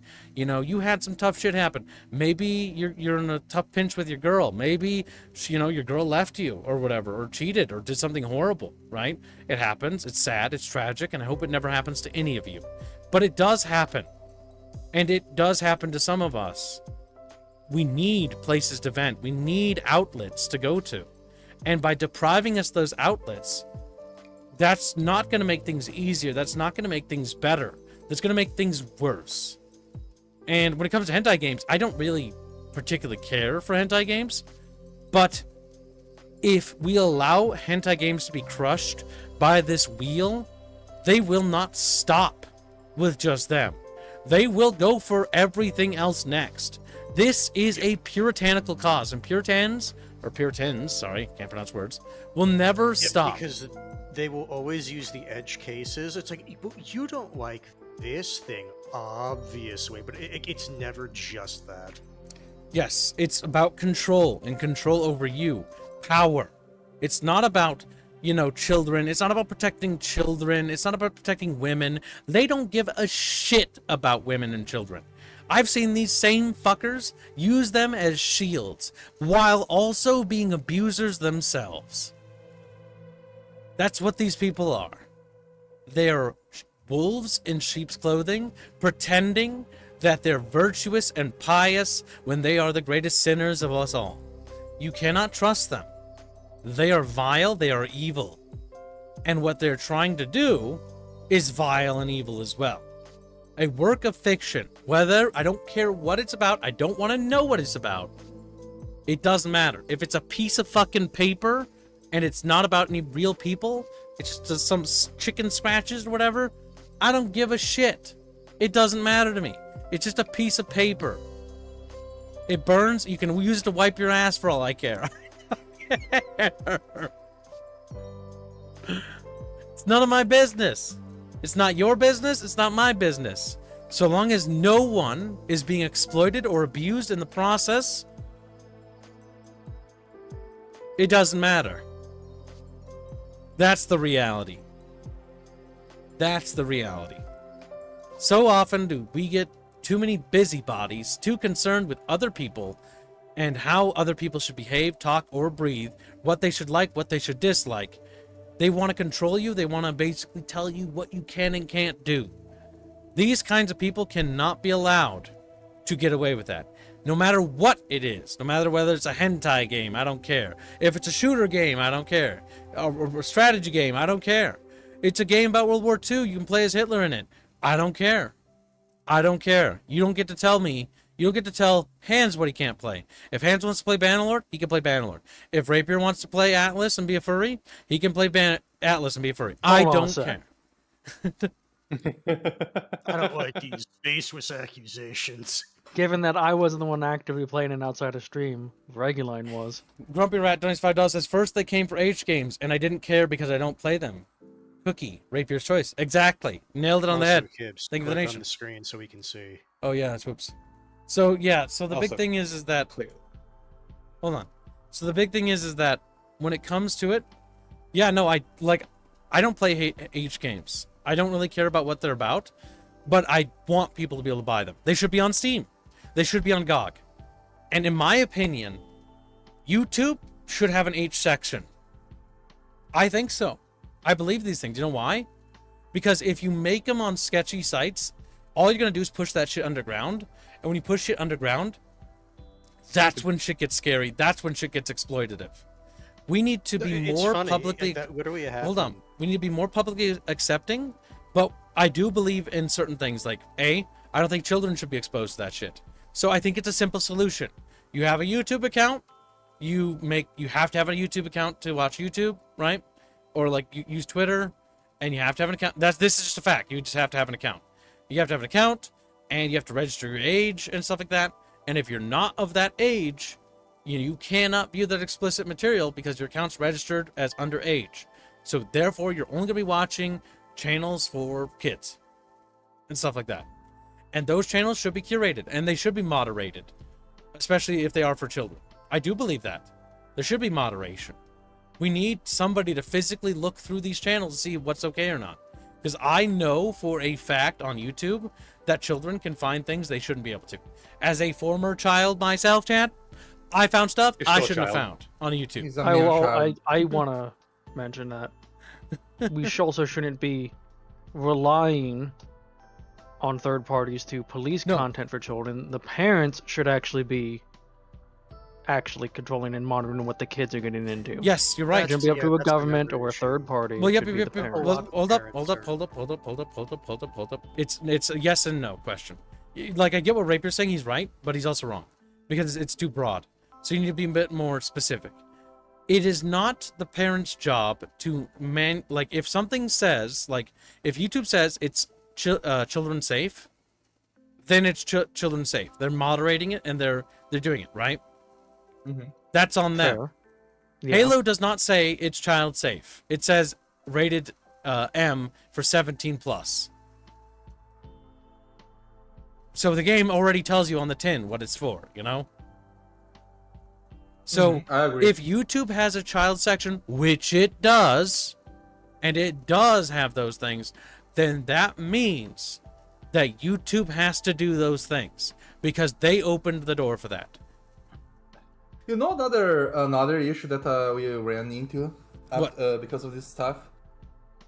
People say like, oh yes, kids shouldn't like say like bad words and see this and that, even though kids see it on real life all the time, all the goddamn time, right?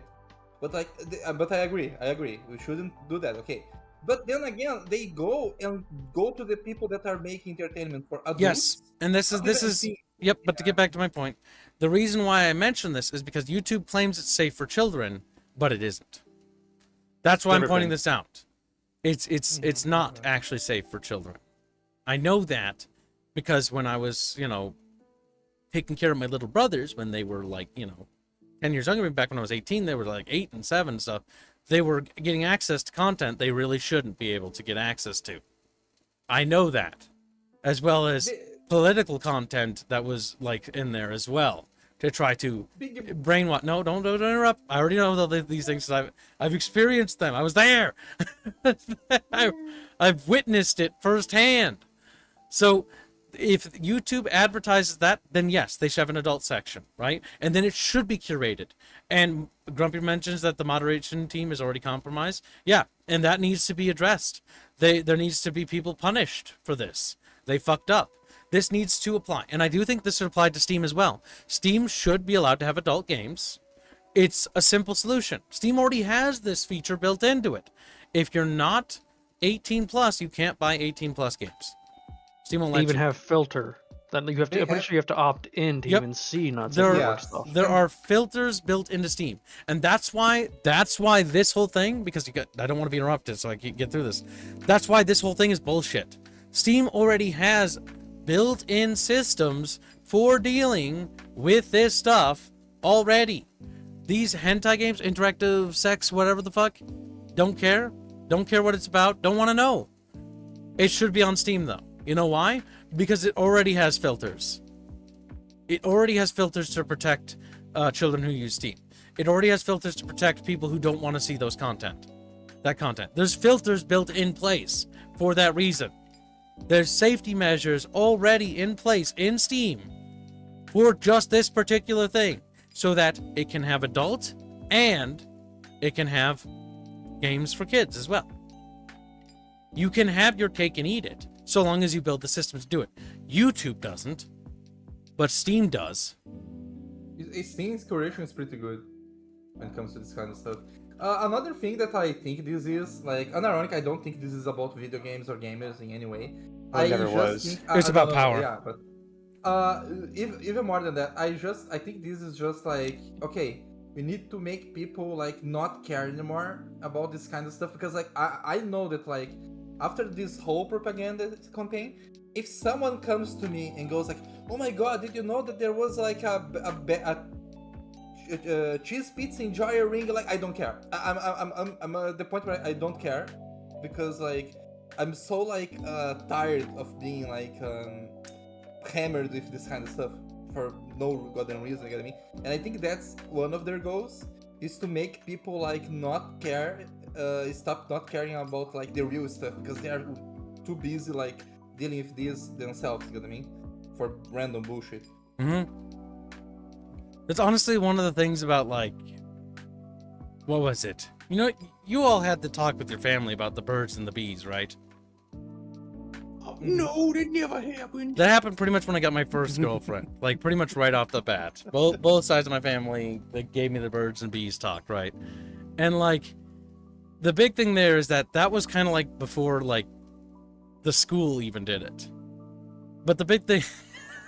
This conversation was so awkward, because my parents tried to make it, like, fun in a way, and then it's just, like, weird. But the thing is that... The whole point of that is that it's the simple, like, you know, parenting thing. Your parents are going to give you the talk. Schools shouldn't have to really do that, in my opinion. Like, it's just one of those things where it's like, I guess, like, medical things, obviously learning the basics of human anatomy, right? The differences between the male and female, etc., right? But that's one of those things where when you learn that stuff, you learn it at an age that when it's relevant, right? Like when you're coming into puberty and your hormones are going to start acting up, because biologically we're animals, right? We're creatures, and your body's going to be like, it's time to make more creatures. It's time to... It's like to flood the world with little Venus, yeah? That's just biology. It's, you know, creating replacements for the next generation, etc., etc., etc. These games are literally just sexual games. Now, the thing is some people find sexual content distasteful? Yeah. Personally, like, when it comes to me, I don't really like the idea of playing, like, H games, but it doesn't really fucking matter. Does it? It doesn't matter if you don't like playing them. It's not our business. It's whoever wants to buy that game, it's their business. If they want to buy it, great. Because you know what? Behind that game, these little lewd games that are slashed out there, behind those games, someone made that game. Someone there worked on that game. They have a family. They've got kids. You know, they made that game to fulfill a part of the market. It's capitalism. So that people would buy it. There was a niche. They filled the niche with content, and they were going to get paid and compensated for it. The market in action, right? The way we love to see it. Capitalism. But Actual capitalism. But when it comes to it, now we've got somebody coming in like, nope, you can't do that. And so all these people here, all those red slashes, I don't see just H games and consumers punished. I see families punished. Because, God forbid, they decided to make a game that was lewd. That was sexual. God forbid. Not for kids to begin with. It was not going to be sold to children anyways. It was sold to adults. It's fictitious. I don't care if it's got violence in it. I don't care what it's got in it. It's just fake. There's no real people in these games. It's crappy little drawings, crappy little 3D models, whatever, doesn't matter. You don't take that away. And maybe I'm very invigorated by this because as an indie, I can understand their plight because I live paycheck to paycheck with these streams, right? And so I know what that's like. And the fact that there's this fucking group out there going around terrorizing these families is terrifying to me. Not only that, but that there are people applauding what they're doing, cheering the families they're destroying. These innocent families that didn't do anything wrong. That's the big thing that's scary. That's why things like organizations like Collective Shout should be labeled as terrorist organizations. They're unironically terrorizing families because they dared to make content that was not safe for work. You know what is pretty like fucking annoying about the people that support this because they're attacking the thing that I don't like, so like that's good. My issue is that my dude, these kinds of grifters, they like the moment they fix whatever they were grifting about, okay, there's a lot of money they were laundering in the table, you know. So they need to find a new grift. So like magically, that's when they move to another stuff. Like now you can't have like punching in video games anymore or movies. Yep. And then after punching, like now you can't have like I don't know hand holding. You know, or you gotta. It always. I'm using crazy examples because it is crazy. And Well, you say that, Bino, but they were gonna move on to horror games after they finished. Yeah, that was the thing. Loot games. They've already planned it. They've already planned. Horror games are next. Because it's scary. Yeah, it's because it's horror right now, not because it's scary. Because what do most horror games have in common? Violent deaths. The issue is if they go for violence right now, they don't. They figure they like okay violence. There's violence in the MCU and like in mainstream. So like what they're going to do, they're going to start like going after violence by in the corners. Horror now because horror has violent deaths. And then they go for like Mortal Kombat again or something. Yep. And then they go for Again. like The big thing to remember that I want to also stress, chat, is that Puritans come in every type of fabric. They will come as gamers. They will come to you as right-leaning. They will come to you as left-leaning. They will come to you as centrist. They'll come to you as religious. They'll come to you as atheistic. It doesn't matter. Puritanical like things. It's a disease, is what it is. It's not limited to any group or ideology or thing. Puritans come in every form. They're a disease, and it's a disease of the mind. And it's important to recognize this disease, because the first step in treating a disease is recognizing its symptoms, then trying to undo it and unravel it. Remember, you might be afflicted by a puritanical disease, right? You might be like, pineapple pizza is disgusting and nobody should be allowed to have it, right? You're That's right. fucking However, me. But the big thing is, if people want to eat pineapple pizza, great. Enjoy. Have fun. It's none of my business. one point that you made that like I think is very very well made, very good point, that I didn't see other people talk about. It's about how they're not going after the content, they're going after the families and the people that are doing it legally, by the way. They're not breaking any law when they make this content. And like I just want to imagine, chat. Imagine if they decided that like okay, you can't have any lewdness in anything ever, and then like okay, suddenly Bino is out of a job. And then what's Bino going to have to do? It all goes back to Bino. No, think like about Beano, Jack. We what's should think about the Beano. Yeah, like how does this affect me personally? But unironically, like like what's the one thing that the government does here over in Brazil? Like, and it's not Rule 6. It's just like they outlawed a lot of like legal jobs, but because like this is exploitative, so you shouldn't, because it's exploiting the person that's doing it, but everyone is happy doing it. And suddenly a lot of people were out of jobs and had to turn out to go to like cartels and shit to get like sustenance, you know. So like that's why I really support what Kip said. These guys are these people are terrorists. Yeah, what they're doing is what they're actually doing is terroristic. Like it's terrorizing people. It's going after people's livelihood. How can they feed their like kids? Like that's where that money was coming from. They produced that game because there was a niche for it, regardless of whatever that game was about. It doesn't really matter, right, what degenerate shit it was about, because I guarantee you the person making it didn't work on that with his little Timmy around. He worked on it probably late into the hours as an extra side gig with the intention of pulling in some extra cash, so maybe that little Timmy can go on a nice trip. Maybe he can do something, you know, nice, or family could, you know, maybe the family was struggling with the regular job and this side gig was going to hopefully pull in some extra cash that they desperately needed.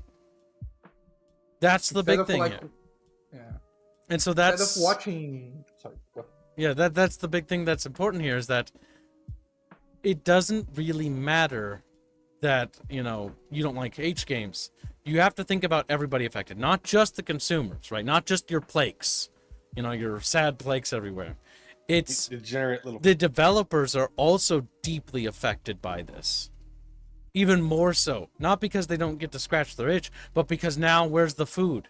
They invested hard work and hard labor, the sweat of their brow into this work and craft, only for it all to account for literally nothing because somebody removed it from the store page.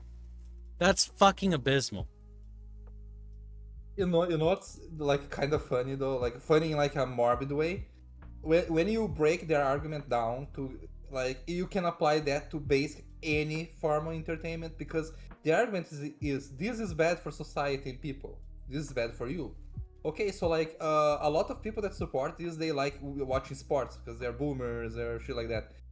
I could break it down to like, okay, sports needs to be banned, like watching sports, because playing sports is good for you. You're doing a physical exercise. Watching sports, you're sitting in front of the TV doing jack shit. That's Eating bad pizza for you. So or snacking. yeah, like therefore, go fucking move, you goddamn fat. Snack So culture. A lot of Snack some of the culture, best yeah. snack foods were made specifically or for like sports TV. Like a lot of snacks were basically entire recipes of fatty, greasy, unhealthy foods were conjured specifically for like the ball game, football, for soccer, for whatever, the Olympics. Mm-hmm. And that's why, like, yeah, like The only reason why I miss seeing those things in the background is because I miss those, like, hanging out with family. Like, that's nice. But, like, I don't actually want to watch NASCAR. Watching cars drive in circle Don't lie. genuinely just makes my eyes get heavy. You whenever, enjoyed like- Cars Chew for the Cars 1 for the PS2, Kivs. You can't say that. Yeah, but but I want to touch the cars, the female cars. I don't want Oh, to you like touch this, the Bino? real Goddamn Bino. All right, so next up we have have. is Video Game Addiction Lawsuit, September 2025. All right, chat fishes. Video Game Lawsuit Overview. Video Game Addiction Lawsuit claims allege Microsoft, Nintendo, and others intentionally created addictive games to boost profits, harming youth mental health. In the video game addiction lawsuits, plaintiff argues that these games were created with an inherently addictive nature, yet failed to provide adequate warnings to consumers, especially parents, about potential dangers. I'm sorry, this is just so stupid. Let's finish it.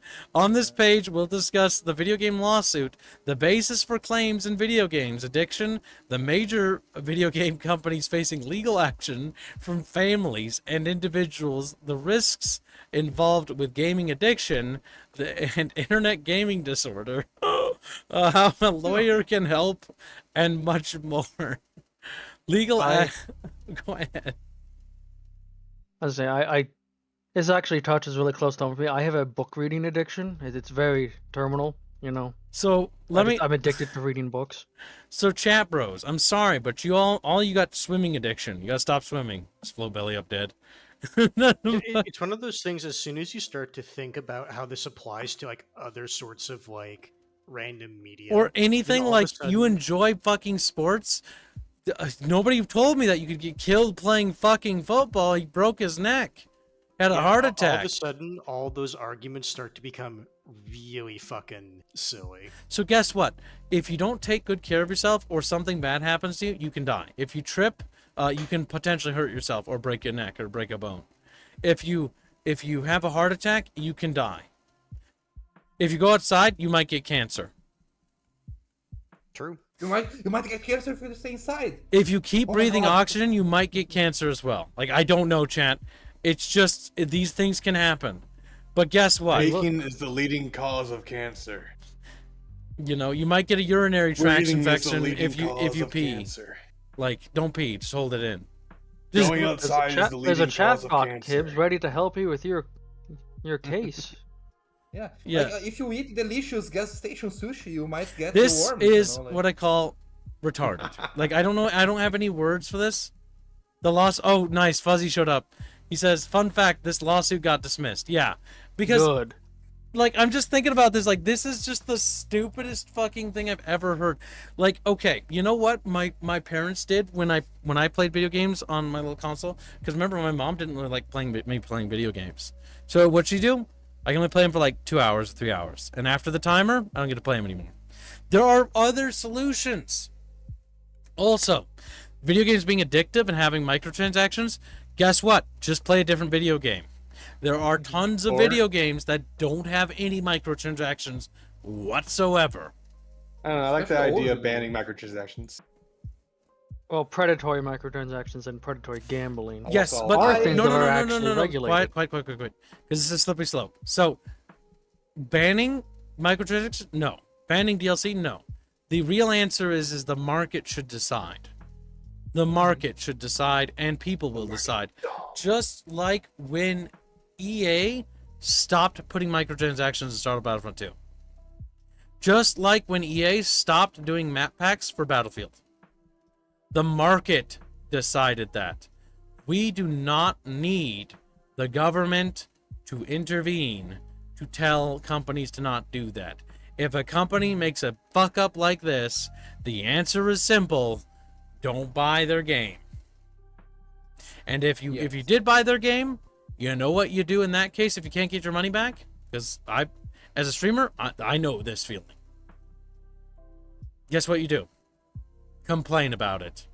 Unironically, be vocal. I don't like that Borderlands is expensive. I paid for it, Randy. Does that not make me a real fan? I own it. I'm playing it still. We're going to stream it later today. I think it should be cheaper. I think you robbed me. I think that does not invalidate that criticism. And anyone who says so otherwise is trying to silence criticism. You bought it, so you shouldn't talk. You bought it. You have more to stand on than somebody who Anything that didn't. gives you Yeah. even more right. It's like, yeah, I paid money for it. So I shut paid the for fuck it. up. Not only did I pay for it, but I still don't feel like it was worth $70. I feel that it should be $40. The thing is, Kips, on the whole, like, you bought it, so you shouldn't even talk. Like, there's people that they always complain. They are complaining, right? They are not like you or like the Chatfish that like, okay, I bought this game, I didn't like it, I'm going to refund or this, that. There are people that like, they complain, but they always buy. It's like the quote unquote the mirror of the consumer, right? Those are the people that like, they shouldn't talk when they buy it because they buy everything. And like, I had people defend to me like Lord of the Rings. You know that Amazon Lord of the Rings, for example? Like, there were people that like, they bought like Amazon Prime over here, and they watched it, and they were defending it when I said it was shit. And only months later, when like, after they realized, it's bad, but like I paid for it, so like, you know, that's the issue. Like, there's a lot of people that are like that. They just buy this lot, and then like, they get defensive because they God forbid they committed a mistake in their life. They can't admit it. Okay, it was a mistake buying this. I didn't like it. It's a bad game or shit like that. They think that attacking their buying decision is attacking themselves because they are just a consumer. They're not. Yeah. Nvidia. Yeah. Indio says, but it's premium games for premium gamers. Should cost more Should cost even. more. Indio's freaking out over there. God damn it. Oh yes. But yeah. This is one of those things that we've talked about this. This is one of those, again, retarded cases, and it got thrown out. Rightfully so. Like, the reality is if you have a problem where you have addiction problems, you should probably seek a psychiatrist, and a good one, and just be like, hey, I need to, like, bounce some things off you. Like, here's what I've been doing. Like, there's things. Does it sound all right for you? Or, better yet, get friends who are good friends, and you don't need a psychiatrist. you'll be like, hey bro, can you step on my balls whenever I think about buying something stupid? And then like you get cured of your buying addiction, but you have It's like nice. other issues. Can't have kids, but hey, Yeah. not gonna buy that. The demon. Now your balls are mush. How's it feel? My Now balls are mush. now you like the cock and ball torture. It's like no. Now you like cock and ball torture. Yeah. Now See what you're kind of just slippery into slope you you. fell down. Yeah. Dumb shit. It's If you only had official. Okay, so control- next up. Hold on, we're almost through this. Goddammit! I need to go get a drink because my throat's so fucking dry. So it's official. I drank it all. It's official. The Mario movie sequel is based on Mario Galaxy. I guarantee you, this stream will get taken down for watching this trailer. I swear to God. No, Don't even fucking watch it, kid. Actually, don't. Kids, It's don't. it's fine. No, it's not. So yeah, it's just a trailer. It's gonna be Super Mario Galaxy. The first movie was already kind of like. It was kind of meh. I mean, it's not terrible, you- but it's bad. It's The meh. issue is you could see that they like the movie makers really But wanted to go. What I want to through- talk about with this particular thing isn't necessarily that there's this. It's the fact that video games are mainstream, and I know all of you mostly know this, but there are some people who don't know this. And why is this important to note? Video games play a massive role in culture. This is why when we talk about age games, when we talk about things on the Bunchcast related to video games, why it's so goddamn important. Because video games have become a genuine part of our culture. Humans have always loved to game. We always have. Whether it's, dice or cards or loot things or fighty things, humans always love to gamble and take chances and do weird things. We just like doing it. Humans play that way. And it's okay for humans to want to play. It's why it's important that you never stop enjoying games or being a gamer. Even if you stop playing video games, enjoy gaming. You can still enjoy gaming without playing video games. You don't need to watch video games. It could be anything. Games play an important role in human society because all humans innately love to game. It's what we do. Dogs love to game. Cats love to game. It's what every living thing likes to do. If you live in a place that has foxes and leave like toys in your yard and the foxes go there, they look at the toy and they play by themselves. They play with each other with the toys. Like every animal likes to play. Yeah. Yep. The mammals. It's just part of human nature. And the reason why I mention this is because I also noticed that some people get older and like, I don't have time for games anymore. And it's like, okay, well, what else do you do? Do you do anything? It's like, no, I don't do anything. Like, no, that's not good for you. Play. You don't have to play video games. You don't have to watch video games. You don't have to do anything with video games. But just play. Do something that's fun. It's good to play. And the reason why I remind people of this is because playing is important. You're human. You're a little critter. Now go and do something. Go play. Get your game on. Go frolic. Go play.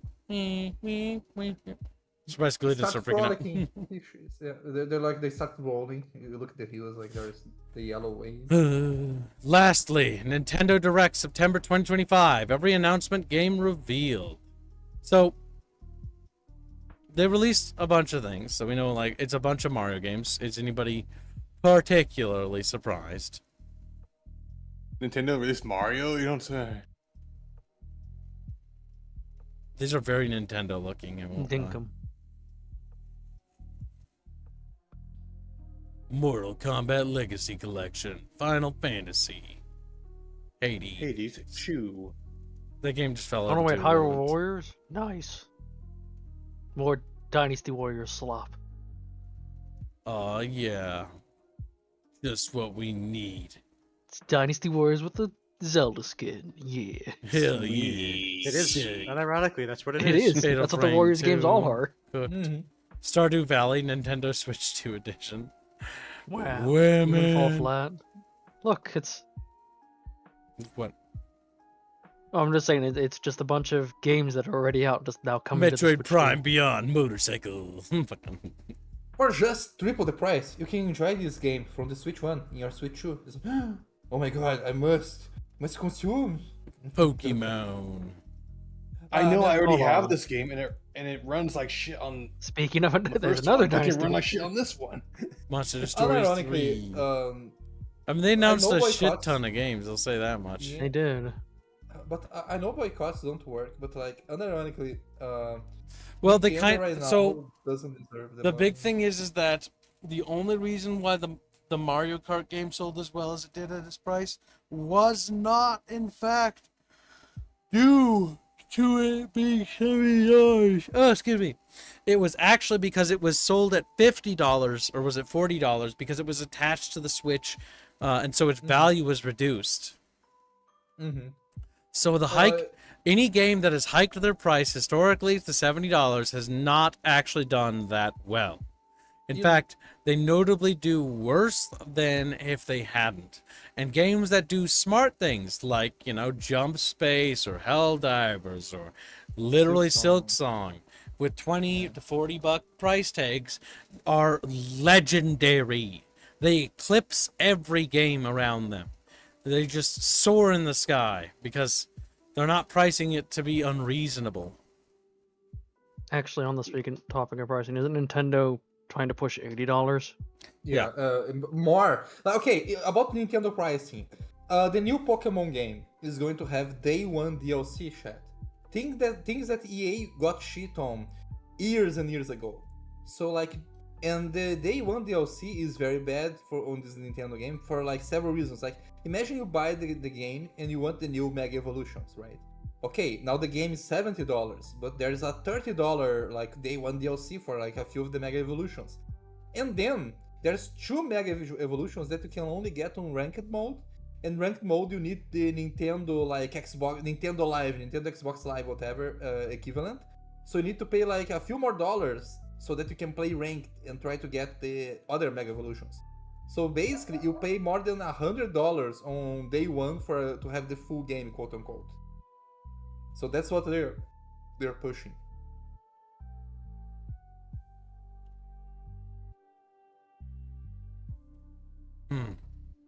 GTA 6 will cost like $500 at Chatfish. Dang. True fans will spend $100 for Vidya.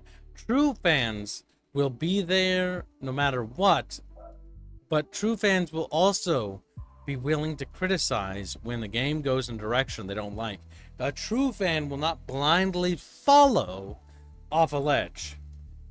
Like, that's when you realized all the quote-unquote true fans were separate from the regular fan, the simp fans or lying fans, or the fans that were just in it for the corporation. Star Wars under Disney outed pretty much all the fake fans very quickly, because a true fan would have stood on principle and stood for what they believed was actually right. A true fan will not blindly consume something.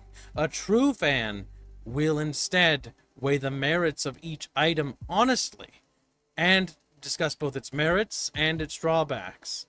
A true fan can recognize the good and the bad in the thing they cherish and share that experience with everyone around them. A blind fan will just consume. A blind fan will follow off a ledge.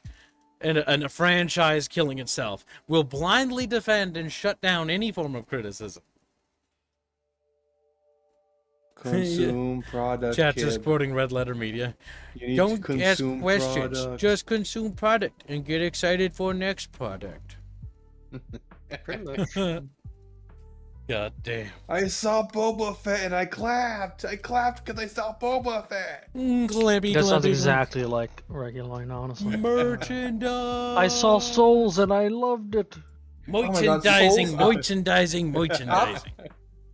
Maybe it's because I played Demon Souls first, but like Dark Souls was kind of cool. But like everything after Dark Souls, like they like I don't know. I like it, but like It's not to your taste. It'll be no. Destino says, well, if they're not fans, they must be air conditioners.